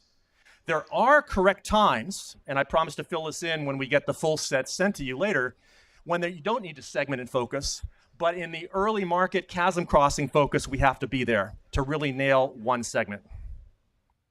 Okay, I have something to tell you that's quite the truth in this. If you ask me, Michael, we are painfully in need of 2 different segments to go after. We can't just go after one. The book says one. We're among friends here? Okay. If you have the resources, the people, the time, the expertise, and the customer knowledge, you can go after 2. Ooh, there, I said it. The reason we don't put it in the book is because if we say 2, then most of you are way over enthusiastic. Well, if 2 is good, how about 4? How about 7? How about 9? And now we're back at spray and pray. Not a good idea. And so what we want to get to is basically, can you look at the 4 to 8 possible opportunities in the early market and figure out which one is going to actually drive success for you in that first bowling alley? If you need to make it 2, great. Don't make it 5 or 6. Now let's talk about the scoring a little bit for some of this as we go forward. You already saw this slide, and we talked about an 85 being the minimum score for crossing the chasm. You know, you're all good at mathematics. An 84 is a good score too, but a 78 is not an 85. You will hit a wall if you come out and try to launch a 78 in the marketplace. Okay. So what do we mean by this?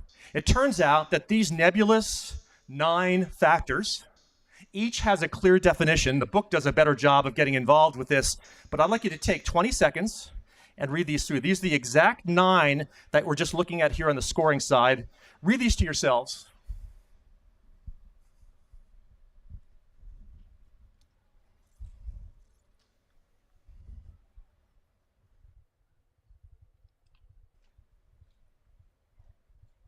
Notice there's 5 in red. Those are weighted higher at 2x or at 3x or at 5x. Those are higher relationships in correlation between success and failure.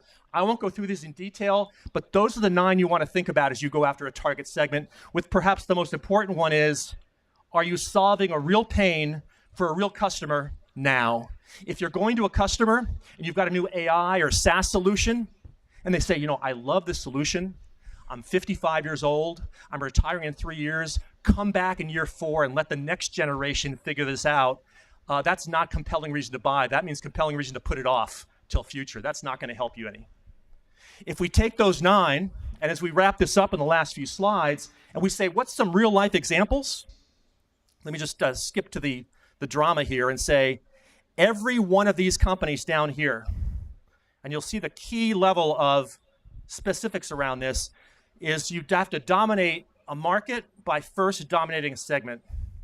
Every one of these, whether NVIDIA, Google, Uber, Amazon, AWS, Spotify, a client of ours as well, they focused on one segment, maybe 2, not 4 or 5 or 6. And as you think about this, I want to call out one error a great company made when they were trying to cross the chasm as we wrap up the concepts here, and that's Salesforce. They're a client of ours. They're $41 billion in sales and growing. When they first launched their Salesforce product, it was an online cloud solution, and they screwed it up. In the first 6 months, they went after the Fortune 500 companies and hoped they could sell at the enterprise level. Why? Because they had money, they had a problem, etc.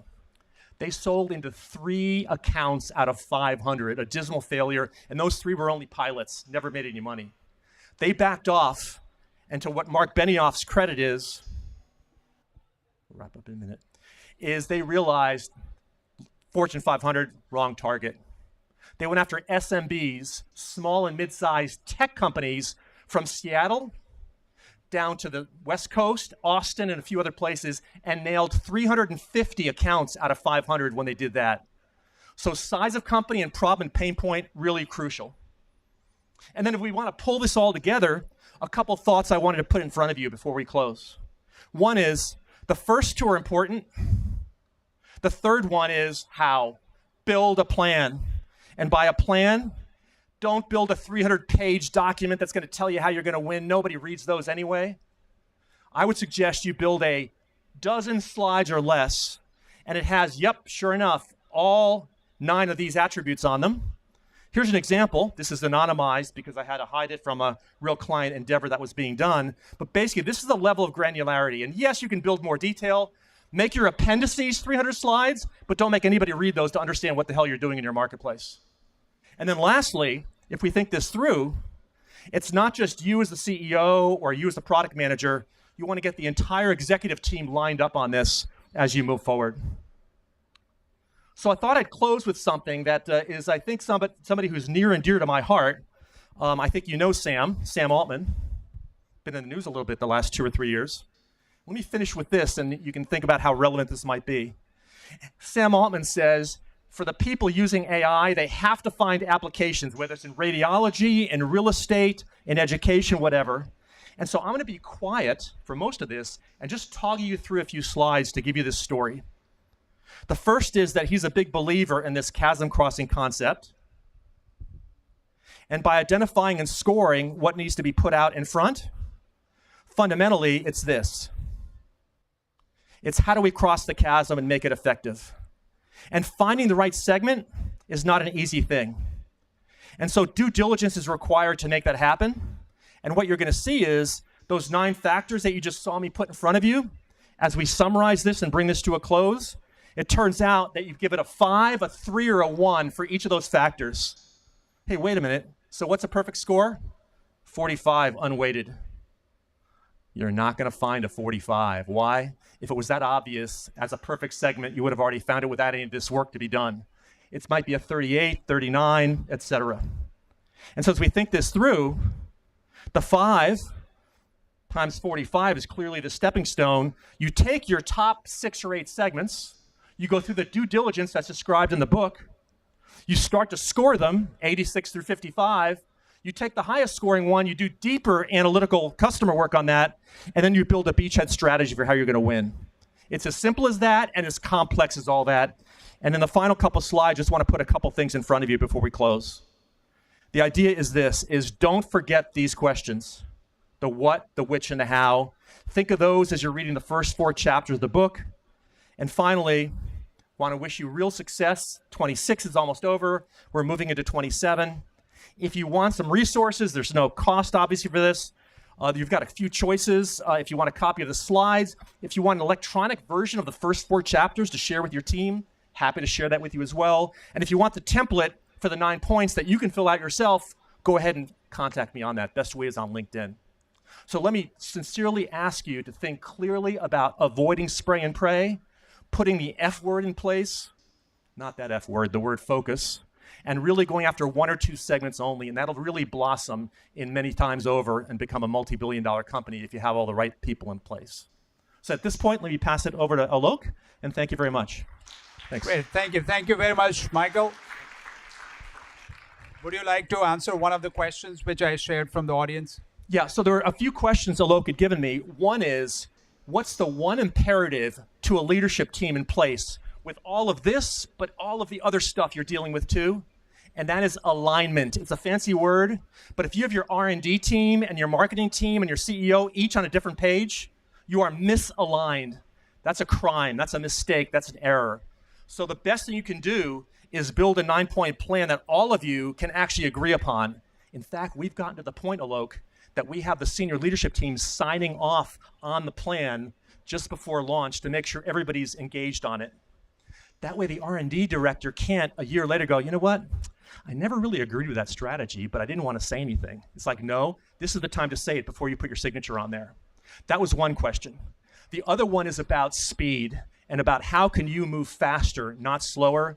All of what we just described here is not a 6-month or 1-year market research process.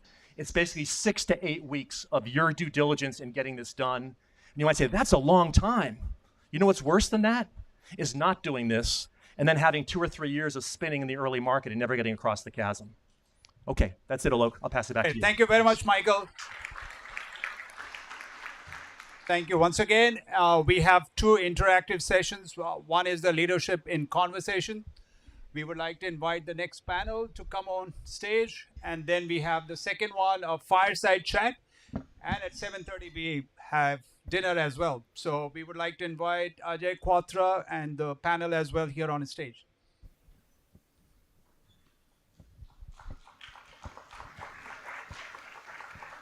Thank you, Alok.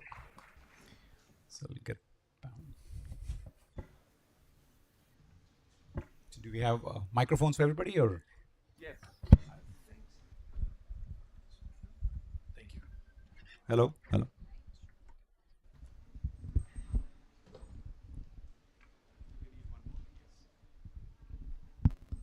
Thank you, Alok. Okay. Yeah. Thank you, Alok. First of all, thank you all. I know it's been a long session. You're probably looking for the dinner. I think I can smell the food already. So we'll try to go quick.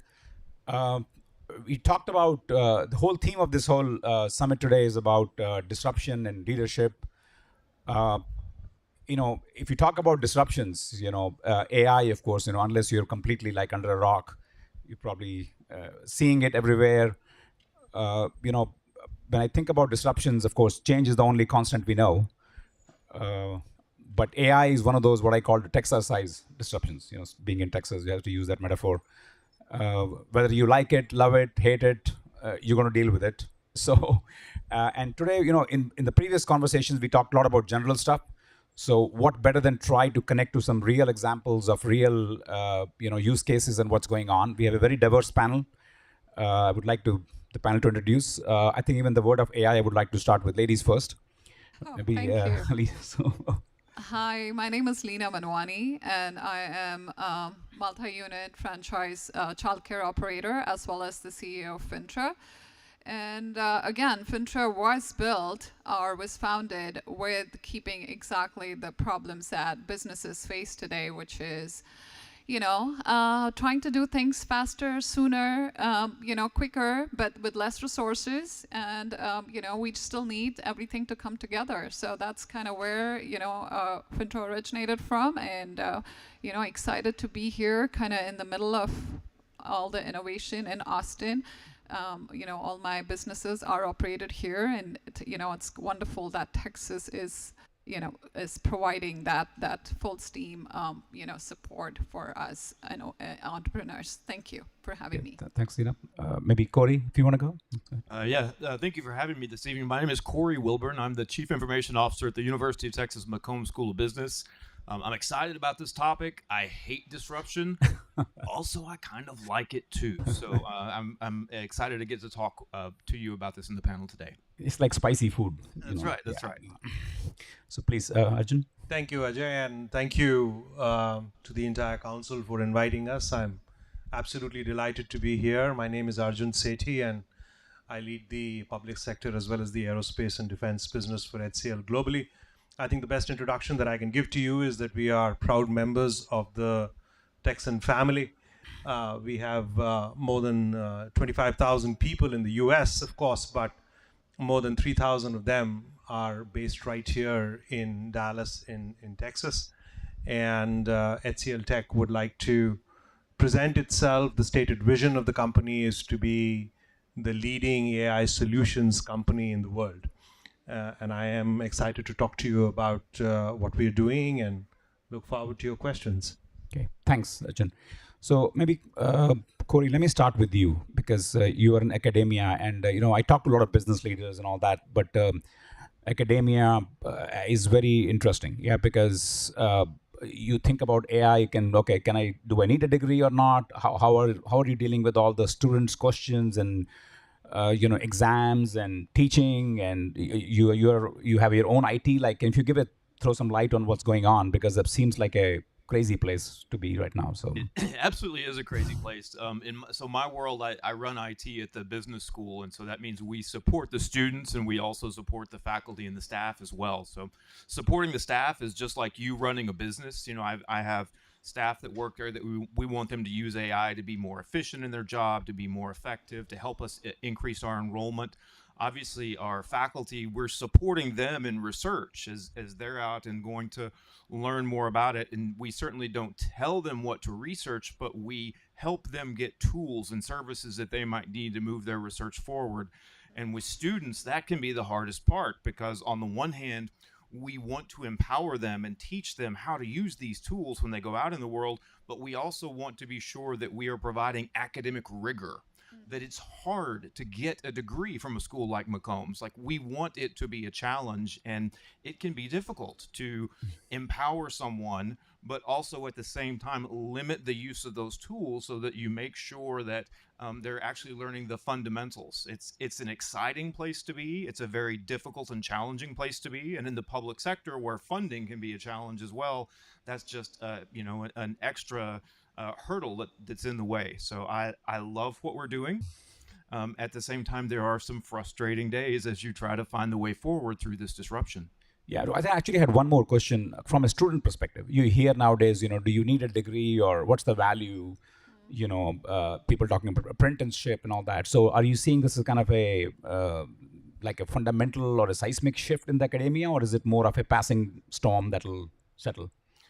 I do think it's a passing storm as far as questioning the value of a degree. I feel like there is part of being successful in college isn't just learning the material, it's learning to take ownership and do it yourself. Get yourself to class, do the things that you need to do. And for most college students, that comes at a time in your life when you're needing to prove yourself and build that discipline. So I think there's a ton of value in the traditional college experience.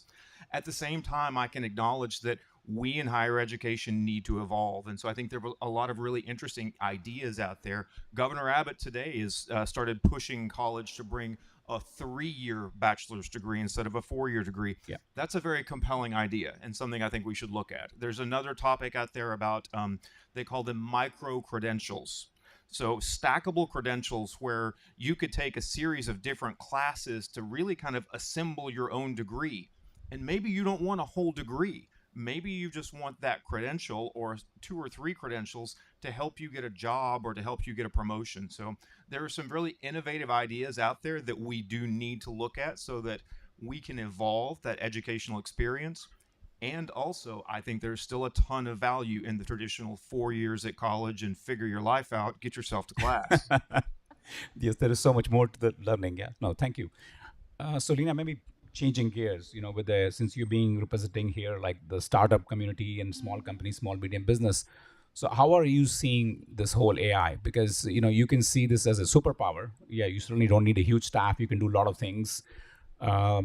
It's a double-edged sword. It's also in this noisy world for a startup to go and acquire customers, because there's like everybody with AI, suddenly everybody thinks they're just the best in the world. So like, how do you think about that, and like, what are your challenges and opportunities? Yeah, I think the key challenge, which you touched on, is just it's overwhelming. There's this chatter of AI everywhere, and everyone's fearful about, oh gosh, what is it going to do to me? How is it going to disrupt me as not just a business, but as a person, right? I think it's just overwhelming. So I am in a people business. The childcare centers I run are built on trust and the people connection, right? So for us, while we look at obviously optimizing our operations, which we have done, of course, it's all about embracing technology. So with AI, obviously the opportunities that it's generated for us is now I can have less employees, less, resources wasted, stay on top of risks, and just overall everything comes down to your bottom line, right? How do you increase your revenue while keeping your expenses low? So obviously AI has helped us with that. But in the background, this has, over the journey of my kind of growing and adding more and more centers and growing my business, we have learned the hard way about the mistakes you make. And that's where I feel AI is the enabler, right? So the opportunity is making smart decisions. Really, I think that's what it's helped us. We're using Fintra as the platform that brings all of those great different values that exist inside of our employee base, their strengths inside the AI brain, right, the operating system, because then you have someone watchful and able to help you, you as a entrepreneur. Sometimes it can be lonely. You're questioning yourself. Are you making the right decisions? Now you have someone to wed it with. So that's where I see the opportunity. The challenges, of course, remain with how do you say no to, where do you say no to automation? How long can you, is AI good if you just keep adding more and more and more? I don't think so. I think it's about starting with the outcome, starting with what are you trying to achieve, and then working backwards to how will AI enable you to get to that outcome. Yeah. So maybe one more follow-up question. So that was your internal operations, how you do it. But what about customer acquisition? Yeah, Sure. like it's such a noisy word now because everybody is a startup. So like, what are you seeing like a challenge in that space, and how are you addressing that? Well, obviously, again, AI has enabled, with so many resources being out there, the path is much easier to acquire customers. It's retention. again, it comes down to the people factor, which is why I don't think employees have to ever worry about they're going to get replaced. No, it's because AI is just going to enable you. It's going to give you the tools to be better at your job. But at the end of the day, we're humans and we need that people factor. We need to work with others. So I think to me, it's customer acquisition has gotten easier. But again, the human factor, because that's the core of our business, we're in the service-oriented field, and it all does come down to the people factor. So the trust, right? I can go to Sri and I know he's not going to say no, and I know I can count on him. That's what it is. So people have to come to you as a business because they know they can count on you, not just because of the technology or the cool thing that you do, right? Yeah. So the organic AI is still important. Yeah. Yes. Instead of artificial. So Arjun, since you represent here the large company, and even I Dell, large company. So couple of questions. Yeah, like, so first of all, HCL as an organization itself, like how is your IT evolving? How are your business and processes and even talent? Like, you hear about people letting go talent. I don't need that many, all that. And then of course, you serve aerospace and defense, which are usually snails go faster. They're usually very slow to adapt. So maybe if you can address like your HCL as a company, and then also your business, your customers, like what impact are you seeing? Yeah, for us, AI is no longer experimentation; it is execution at scale. Yeah. And I'll try and connect to what Corey was also saying. For us internally, when we look at talent, the talent has morphed very significantly. And as academia looks at what organizations like us use, just a few years back, we changed the paradigm of software developers to engineers or distinguished engineers. Now we are looking for forward deployed engineers, or FDEs, as you might know. We are looking for ontologists. I don't know how many of you know the term, but it is widely used in the industry. We are not just looking for folks who go crunch data. And the talent has been completely reshaped in the industry. So it is here and now for HCL Tech internally. Our entire employee base is relearning and equipping itself. We've developed our own SLM, if you will. We have our own AI platforms on which we code, and our engineers use them day to day. In fact, we deliver and sell on a white label basis as well the platforms that we have developed. It's called AI Force, that we develop and our clients use them. So that's how I would define the landscape changing within HCL itself.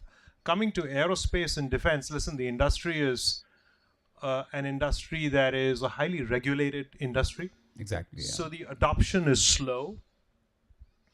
And the driving parameters for my clients are thematically around a few things, which include certainly security. It includes what is called traceability, which is governance. Yeah. And lastly, it includes the term sovereignty, which is on-prem. So for aerospace and defense, if we can solve those three topics, it is highly adaptable, and the adoption level is very significant. There are a number of sectors that have emerged in the aerospace and defense industry. Again, I don't know how many of you have heard, but there is the entire eVTOL, or the electronic vertical takeoff and land, which is the drone piece of the industry that has taken off. And we at HCL are within the AI arena now looking at not just what is called digital aspects of AI, but we are looking at physical and kinetic pieces of AI as well, which is not talked about too much. But we do a boatload of work in that arena for aerospace and defense. So China just had a Olympic kind of a race with all the robots and all that. Yeah, one of the robot broke Usain Bolt's record. So there's already a lot of that stuff. Other than, of course, the defense and aerospace. I think the defense also maybe, with China and other countries, I think it'll be pushed to adopt faster. I think because this is going to be a challenge. Yeah. So no, great. No, thank you for the insights. I think it's So the other question that comes up, I think this is a common for everybody, but maybe we'll start with Corey, like the economics of AI. Yeah, meaning you hear about tokenomics, tokenomics and all that. Yeah, like how much there was all token maxing, then suddenly people are like, no, don't go too fast, slow down, let's do. So that, and then which is again back tied to the ROI of what all this stuff. Yeah, so maybe if you can throw some light on like what you are seeing. Are you spending more, spending less, and are you getting the ROI, or is it like work in progress? I'm getting a little bit of whiplash because of exactly what you're talking about. You've got token max and go, and then it's wait. You're reading that 90% of AI projects are failing to deliver ROI, but your supervisors are pushing you to deliver AI projects. And so there's a lot of noise right now. I think those that are going to come out to be the winners are those that are very carefully selecting which projects to pick, which have the most likely chance of success. And I think what's not being talked about enough is the focus on training and getting people comfortable and on the same page. I know at my organization, we have some people that are going far too fast without enough guardrails, and we have some that are very fearful. And it's difficult for our organization to perform because we're not in alignment. There is this friction internally that we have, and I think that's contributing to some of the project failures. So I'm looking at use cases very carefully. I'm picking small projects. I'm picking areas where if we fail, it's okay to fail. We can learn from that and move forward without a big loss. And I am talking to my higher ups, to the people that I report to, and saying, this is a moving target, and we're all going to have to adapt gradually over time, and we're going to have to be ready. The time of rapid change is not coming soon. We will be in this rapid change cycle for quite some time. Great. I think same question for you. Yeah, Dina, I very much agree with Corey. I think the ROI really comes down to how well it's being like our employees, how well they're accepting it. It's because, again, some are fearful. So there are so many areas of our operations that are obviously benefiting from AI and adoption of that. But it's at the end of the day, the way I would measure the ROI is really not just the execution speed, it's about how efficient and how well thought through those decisions are. Because again, we're in a service-oriented industry, and small failures can be life-changing. So we value the safety and all the high responsibility that comes with what we do. And so really, it does come down to making those decisions. To me, AI equals good decisions. That's really what it comes down to, using the knowledge, using what we can with what AI helps us gather efficiently, all that information to make good decisions, really, because at the end of the day, the control is still in our hands, still. Maybe soon. For now. It's gonna, yeah, for now. Yeah. So really that's what it comes down I'll talk to your agent next year to see what they say. Yes. Yes. Okay. Yeah, Arjun, same thing from you. Like, what's the ROI the way and metrics? we measure ROI on AI these days, at least in the industry, is revenue proxy. So we don't look at invested capital and return on it, but it's a revenue proxy, and the highest benchmark that exists in the industry is about 4% of revenues. We are at about 620 million. We are a public listed company, so we actually are one of the few that say what the revenues are. This is advanced AI revenues as opposed to what might be data and analytics. So that's the measure, the true measure in terms of what we are selling. It's a very significant part, and what we measure is how it's growing. So I basically look at how my business is growing, and it is growing anywhere between 50 to 200%, believe it or not. So that's what we are saying. I noticed with the interest in the earlier remarks, so I was talking about some investments in India. We also look at investments that we make. I think it's in the public domain. We just put out $1.5 billion, 1.5 billion in the state of Odisha to set up a sovereign data center. And we also bought out and made investments in a local large language model processor called Sarvam. And then in Noida, we announced a JV with Foxconn and are one of the largest now chip outsourcers. So we are not a foundry, but we get wafers and then we manufacture chips for them, which is probably one of its kind in in India. And the intent is to put in that kind of capex here in the US as well. I am actively looking for it as well, and where we can find investment opportunities, we will. It's great. Thank you. No, and I'm getting the hook because we're trying to make up, but maybe just one quick one. So if you knew what you knew, or you had a crystal ball, like what would you do differently? Maybe start with you, Corey. I would build a time machine so that I could go forward.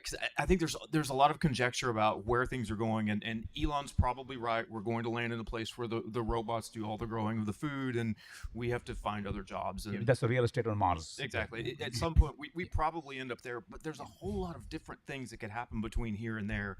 And if I could read the tea leaves and know exactly what was going to happen, I would know how to train our students to be ready for the future so that we could all succeed together faster. Great. Thank you. Lena?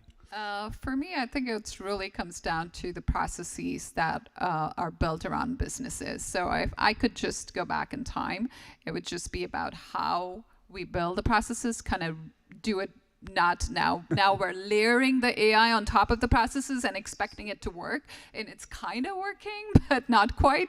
So ideally, I would work it through within the processes. So kind of building it from the ground up. Yeah, I think that's great advice for people who are starting now or Yes, going forward. Yes, exactly. Same thing, Arjun. Like, what would you do differently? Is to remove the fear and the anxiety out of all of this conversation and really understand it for what it is. It is removing the commodity and the repeatable task out of day-to-day life and releasing human energy and our potential to do what mankind and all of us have done through the ages, which is innovate, enhance ourselves, achieve the purpose that we are here for, and release human potential. It's great. No, thank you very much. I think thanks to the panel, great conversation. I know we could have gone for a very long time, so thank you. But I think the one last thing I would say is, AI is here to stay. Make it your own, and it's a tool. End of the day. Thank you. Thank you very much.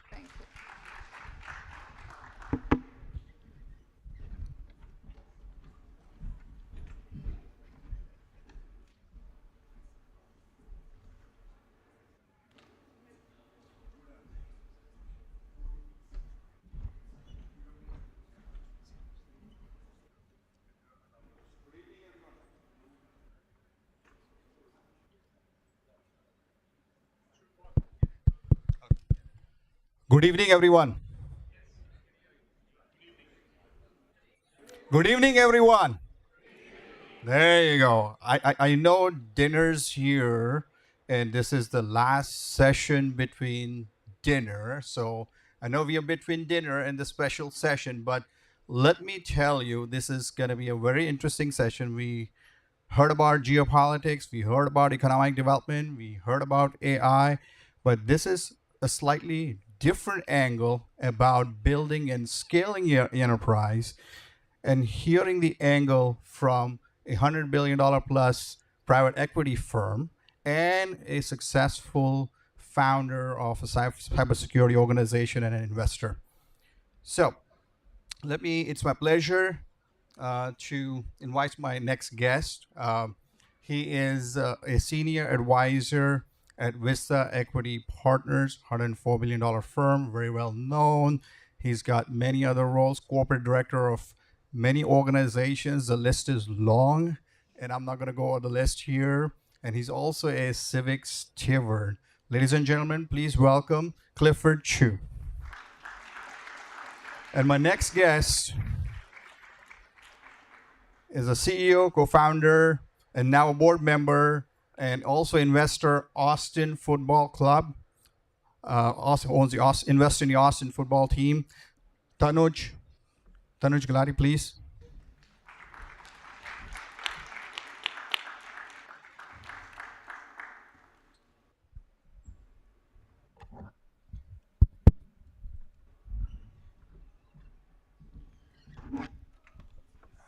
Is the mic up?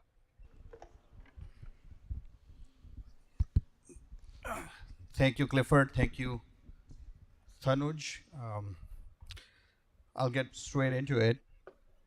We're in a period of significant change in technology and capital markets, and how companies are being valued. I mean, we heard, Anthropic is getting close value to about $1 trillion. SpaceX, $1.7 trillion. These are just numbers that we haven't heard before. But from each of your perspectives, what has fundamentally changed about what it takes to build a valuable enterprise? Maybe Tanuj, if you want to go first, and then maybe we'll have Clifford address. Well, thanks for having me here. Super excited. It's my first year at this conference. I was supposed to be here last year. Unfortunately, couldn't make it, but really, really happy and honored to be on stage. I think first off, as a founder, I think this is a super exciting time.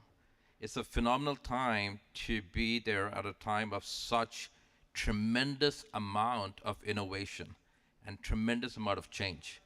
And you're absolutely right. There's obviously, when you think about what can you do at these times, it's definitely you gotta grab it by the horns and ride it, right? This is the time to accept that change is happening and to build an organization that is extremely adaptive, right? It is something that innovation is in the DNA of every member of your organization. Every day when you wake up, you're thinking about what are the changes that you can do and stay up front with this, right? In my mind, that is really what is required at this point and this age.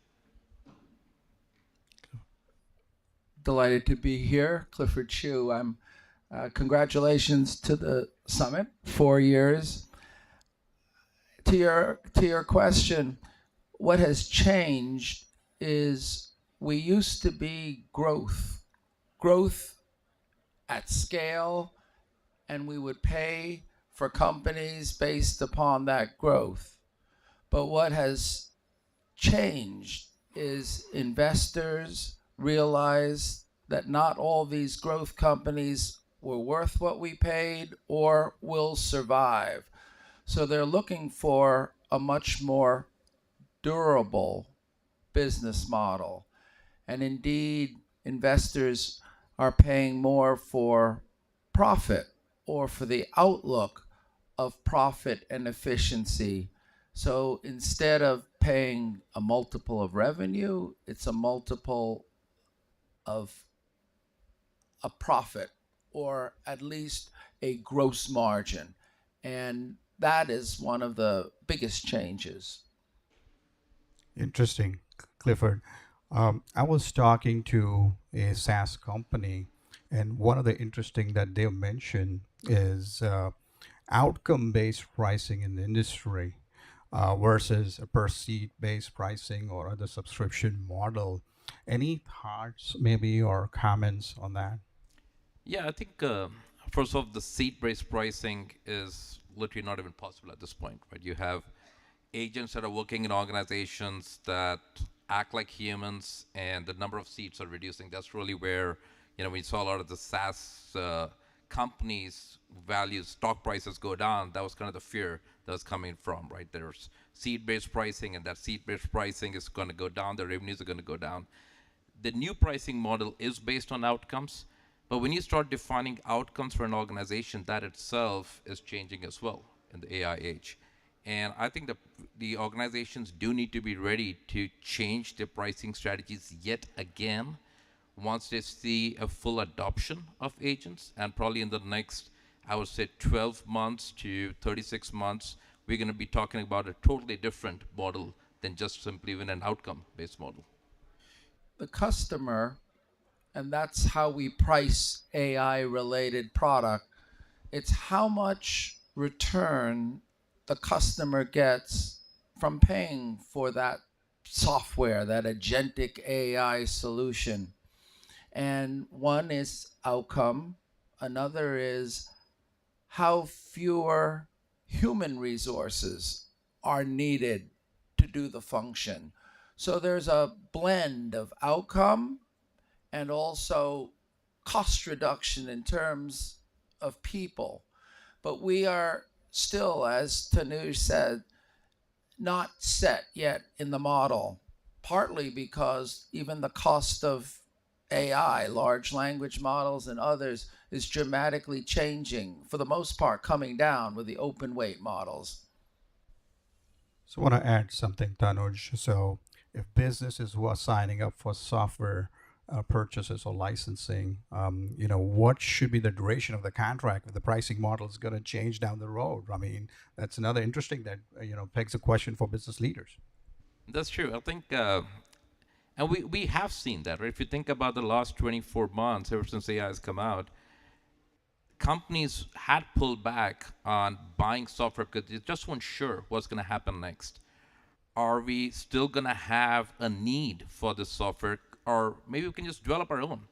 It just becomes so easy to prompt and create software. Heck, we're doing it all every day, right? You're thinking, why can't we now build enterprise softwares, right?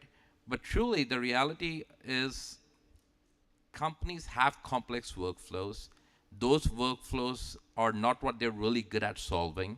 They do need softwares that are built by others, that can be managed by others, and that is how things are going to grow. Now, when you think about pricing strategies and should companies remain on the sidelines, no, I think this is where the companies, if you do not move and you don't change, your competitors are going to do that. So you absolutely do need to go ahead, but you do need to build a mechanism for change. And in my mind, the subscription mechanism is the best mechanism for that. If as things move, you can move to another software, you can go to another subscription model, or you can ask your vendor to make a change to meet your new requirements. You want to add something, Clifford? Okay, let's move on to the build phase of the enterprise. Tanuj, you built and scaled a cybersecurity company and now invest in businesses yourself. And you probably started that years ago, and the world is completely upside down now. So, but looking back, what separates companies that successfully scale from those who have a great idea but never become a great business? Well, first off, thanks for aging me. But honestly, when I think back to the days when I started the company, and you do come up with a great idea. I mean, every idea that a founder honestly has is great in their mind. It always starts off as, wow, I wish I'd have thought of this earlier. But the reality is that the difference between an idea and a company is huge, right? I mean, you can think of a lot of things that I every day you're walking by, you're like, I should do something for that. But when you take that idea and you start thinking about scaling it into something that people want to pay money for, that's a whole different ballgame, right? This is where you start thinking about, how am I going to sell this again and again to a customer? How am I going to attract more and more customers? What is going to be my marketing strategy? What is my go-to-market? What about the people that I want to go hire? How am I going to keep them motivated, right? How's my back office going to work? How's my corporate, legal? I mean, all of these things start really scaling a business. And then there's so many different levels of that scale as well. I mean, you could become a $10 million business, a $100 million business. Heck, right now, like you said, a $1.5 trillion business, right? It all depends on how you scale the business and the people and the leaders that you hire in the business to scale it. I think that is the most critical part, because those are the multipliers. Everything else, every other piece is simply their choice and their decision. The entrepreneur and the visionary, like Tanuj with Securonics, it's a gift, and it's something magical. And once it's invested in or it grows, the vision becomes one important part, but the institutionalization and the professionalization of the company is just as important for scaling. And so that's where people like Tanuj would say, all right, there are certain functions which I, with a vision, grew, but now we're this valuable and this big. Let me try to attract professional managers who can execute, who've done it maybe in a more traditional setting, in areas such as sales, in areas of finance, even in some areas, if it's software, in terms of coding or product. And that institutionalization coupled with the vision of founder is a perfect mix. And then the CEO could be the visionary founder or could be a professional CEO. That would be the best way to scale. And of course, you have to have a plan, a 3 to 5 year plan, which sometimes visionaries don't necessarily think that way, but a plan with a roadmap and benchmarks. And again, that is the combination of the institutional input that goes along with the visionary. Thank you, Clifford. I was in a leadership meeting the other day and I heard that prioritization in organization was important and very important.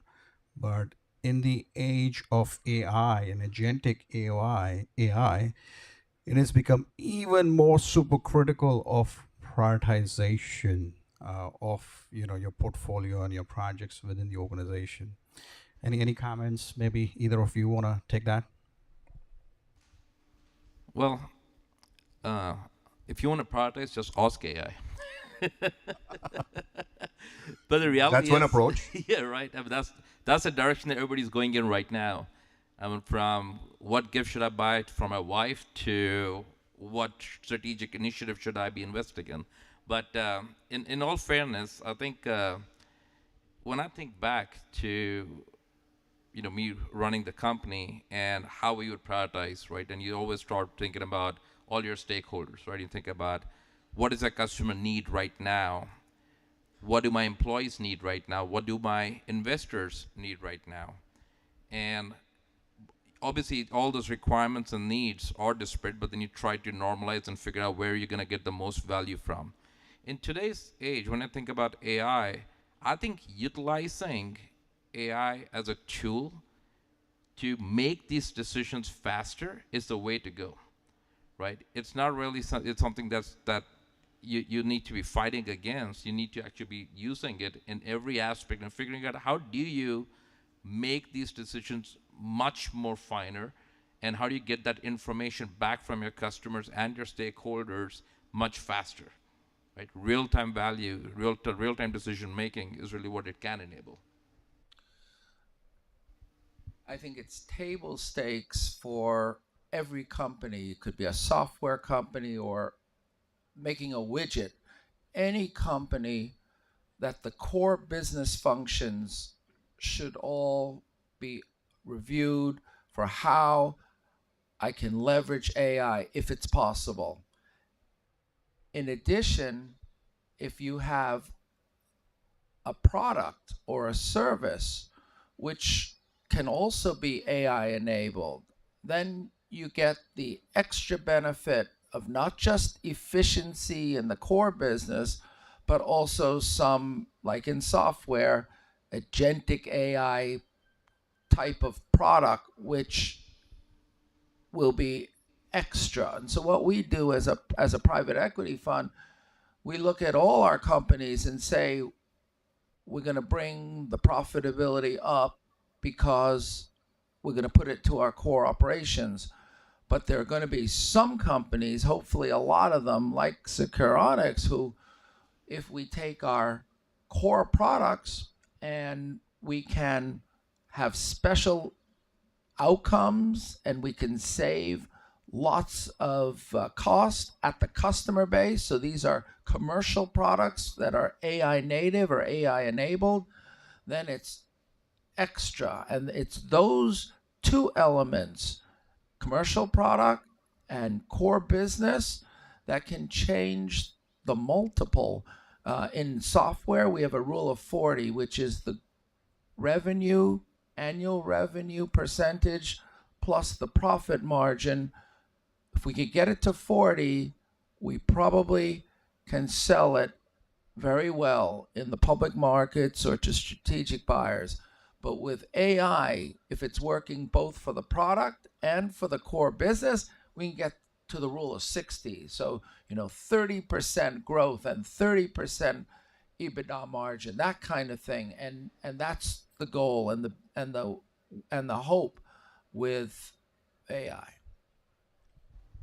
Thank you, Clifford. And this was about my next question, which you addressed a little bit. So, from a private equity firm, Clifford, when you guys are evaluating a company today, what really drives the investment decision? I mean, it's beyond revenue growth. What tells you that this business is where you can create significant enterprise value? So I've had the pleasure to work for 11 years at Vista, but I was a 41st partner of KKR, and we didn't have AI at that time, but we did have, I think, a common denominator to what we have at Vista, which is you look for businesses that are mission critical.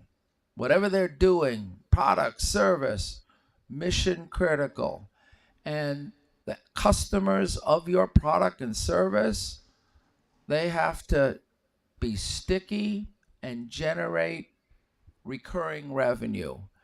And when it comes to software, the last 11 years, what I see is also you got to control the data.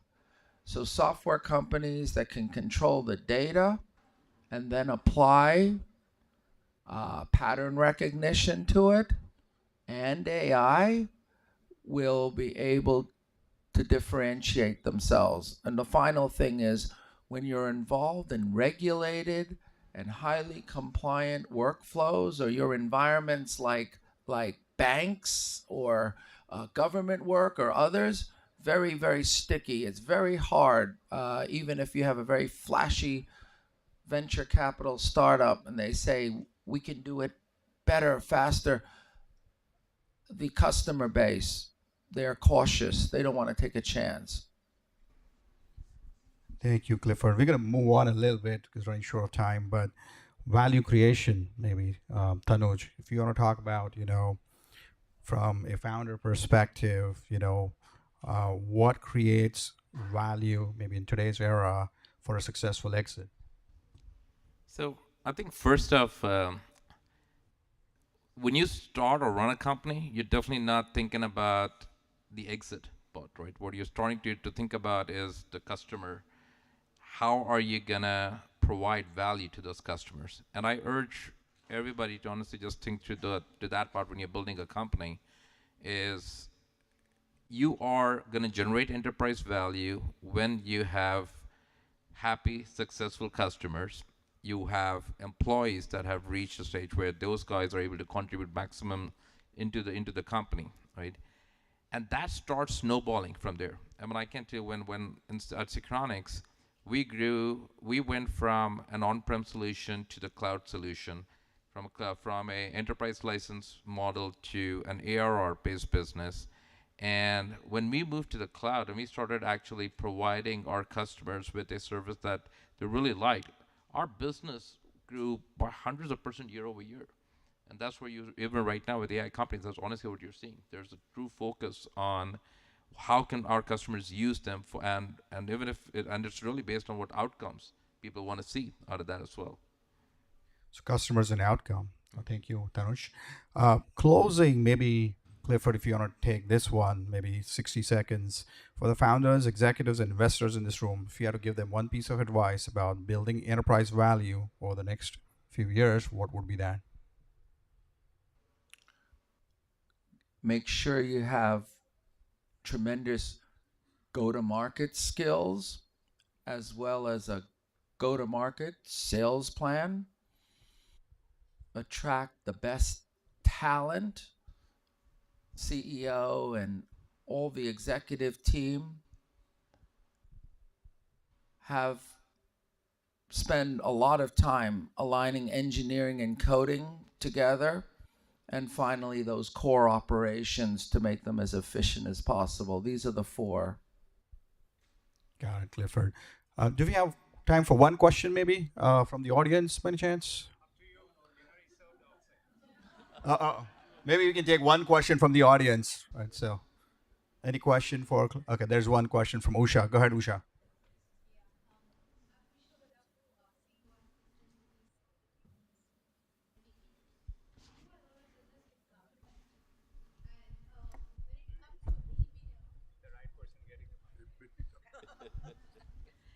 Yeah. My name is Usha Badapu, CEO and President for eSolviting. 20 years in business. We took the business from Austin, Texas to nationals. Got the U.S. Department of Commerce award, highest business award for any minority business can think of. And and we do a lot of business with government, so state of Texas, federal, and cities and counties. And when it comes to EBITDA, so I wanted to understand what is the valuation working with government clients, having long-lasting relationships. I like government clients because they are huge and in many ways sticky. But what is very difficult is it's not predictable the way corporate clients are. From our experience, government comes lumpy, it comes in surprise, and depending upon where you work with government, only certain people within the company are even authorized to deal with government. So it's sometimes a special surprise one quarter because several mandates come in. I don't know. We don't have any that are specific government only about the valuations. But what I would say to you is resilience. It's one of the themes along with within resilience. It's government, it's healthcare, it's financial services. These things are all critical for the current era. And so you're in the right part of the business. You know, if you were in defense, you might even be even more valuable. Thank you.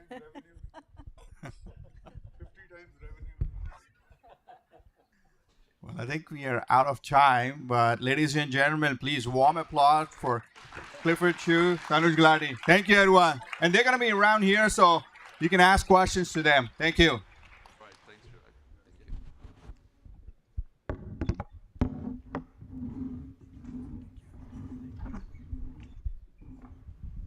Well, in the interest of time and the food that's waiting out there, we're going to cut short the closing remarks. Yeah. I think you've had enough of talk and discussions about leadership and AI and, and what we're all going through. And I think there was some solid nuggets from all the speakers ahead of us. So thank you to all of them. And of course, I want to reiterate thank you to all the sponsors today. Couple of important things I do want to talk about, though. One is that we have a new transition team, or rather, we have a new team that we're transitioning to. And I want to bring up that slide. Yes. So, we're going to have new leadership from our board. I'm very pleased to announce that Sri Budapu, who's being a founding board member along with me, is going to be the chair-elect, and he will take over from January 2027. Of course, I will continue to remain on the board. And then Alok, who you've also seen on the stage, he's going to be our new board secretary. So thank you to both of them for having been part of this journey and for now taking it to the next level. And then I want to talk about, was there an event slide, Vishnu? Yes, okay. So that's our event calendar. You can see some of the events that we've already had. We are averaging about one a month, which is, I think, pretty amazing. We have a workshop coming up in September, and then we have another very popular event, our Investor Forum, which is held during Tech Week. It's on October 29th, and this year we're partnering exclusively with South by Southwest, which is great. We're going to do it at their offices downtown. So please be sure to be there, and you'll have many prominent investors, angels, VCs, and private equity firms talking about, what early stage and late stage investing. And then, of course, holiday party in December. Yeah, you can move to the next one. Now, I want to invite two very prominent team members. Ishi, again, who doesn't need an introduction, but Deepa, who usually stays behind the scene, unless, of course, she's approaching you to join as a member. And they've, of course, been part of this program, and I'm going to have them say a few words and make maybe a surprise announcement. Diva is, first of all, let me just say a huge thank you to Diva. She usually never takes the mic, but she is phenomenal in terms of the hours and the work and every little detail about the program. I think the Chamber has been growing in no short measure because of her, so thank you, Diva. And last but not the least, all of the volunteers mentioned, we have some of our interns here. I think Nitya was here, but she might be headed back. And a special recognition for Archana. She comes to all of our events. And again, she is Diva's right hand, and her contributions are invaluable to our success. So thank you, Archana. We could not do this without you. We really appreciate and love both of you. Please go ahead.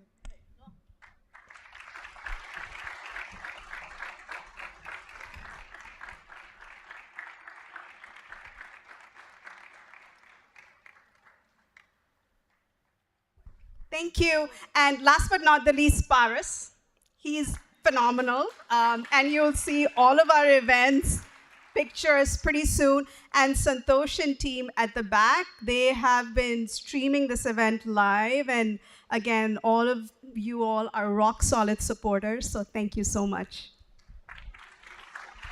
So this organization made with the volunteers. It's unconditional love, unconditional support. Archana, you are rocking all over. Anytime, every time you are there, you are leading amazing. Deepa, there are no words. Ishi, nobody talked about Ishi. We need a chamber, needs a money. She is always a collector. Thank you.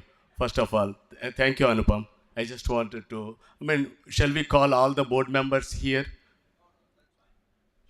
All right. Thank you. The food is waiting. Yeah, one photo. All. Yeah. And first of all, thank you, Anupam. Alok, can you come over here? All the board members, please come over here, please. 1 minute. Yeah. You all can start the dinner. All the people, you are more than welcome to. Okay. Okay. So, speakers, can you please hold on for the photo? Arjun, awardees, please come over here. We would like to have a picture with all of you. Thank you. Please come over here. Awardees and Arjun. David. Okay. Arjun, next one. Next one, please. Okay.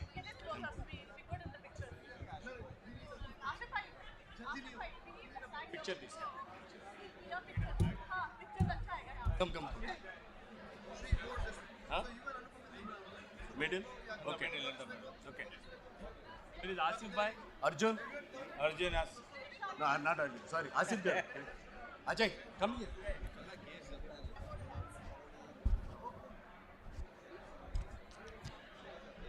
Okay. And also, all the volunteers, please come join us. All the volunteers.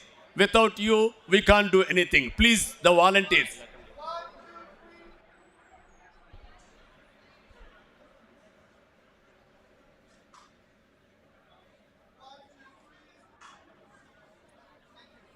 Thank you. All the volunteers, can you please all come? Thank you so much. Huh? Okay. Please, all the speakers today, Manjunaji, Sunilji, we don't want it to, without Sunilji, we are not here. Thank you, Sunilji, for all your unconditional support. Sunilji, please come. Sunilji, please, Sunilji. Manjunaji, please come over here. Jignesh Bhai. And all the speakers. Please, all the speakers, please. Ravi, Ambassador Ravi, you're rock star today, sir. Thank you. Manjunaj, come. Ramesh, please. Yes. All the speakers. Where is Arjun? Arjun. Come, Arjun. Corey, are you here, Corey? Please come over. All the speakers. Okay. Drew, Krishna, you are taking the picture. We know. Come.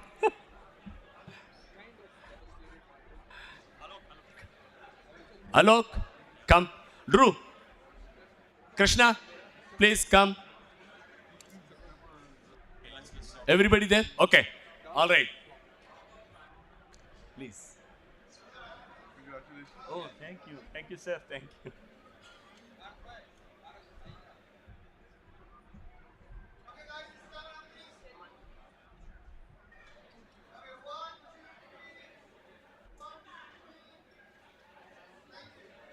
All right. Okay. Thank you, all of you. Hope you all had a wonderful evening today. Please, now you network and share the knowledge and find the opportunities, find the mentors. This is a place for networking, place for the opportunities. You may end up with some founders who can fund you. Please, thank you. With that note, good night, all of you. Have a wonderful evening. See you at next event.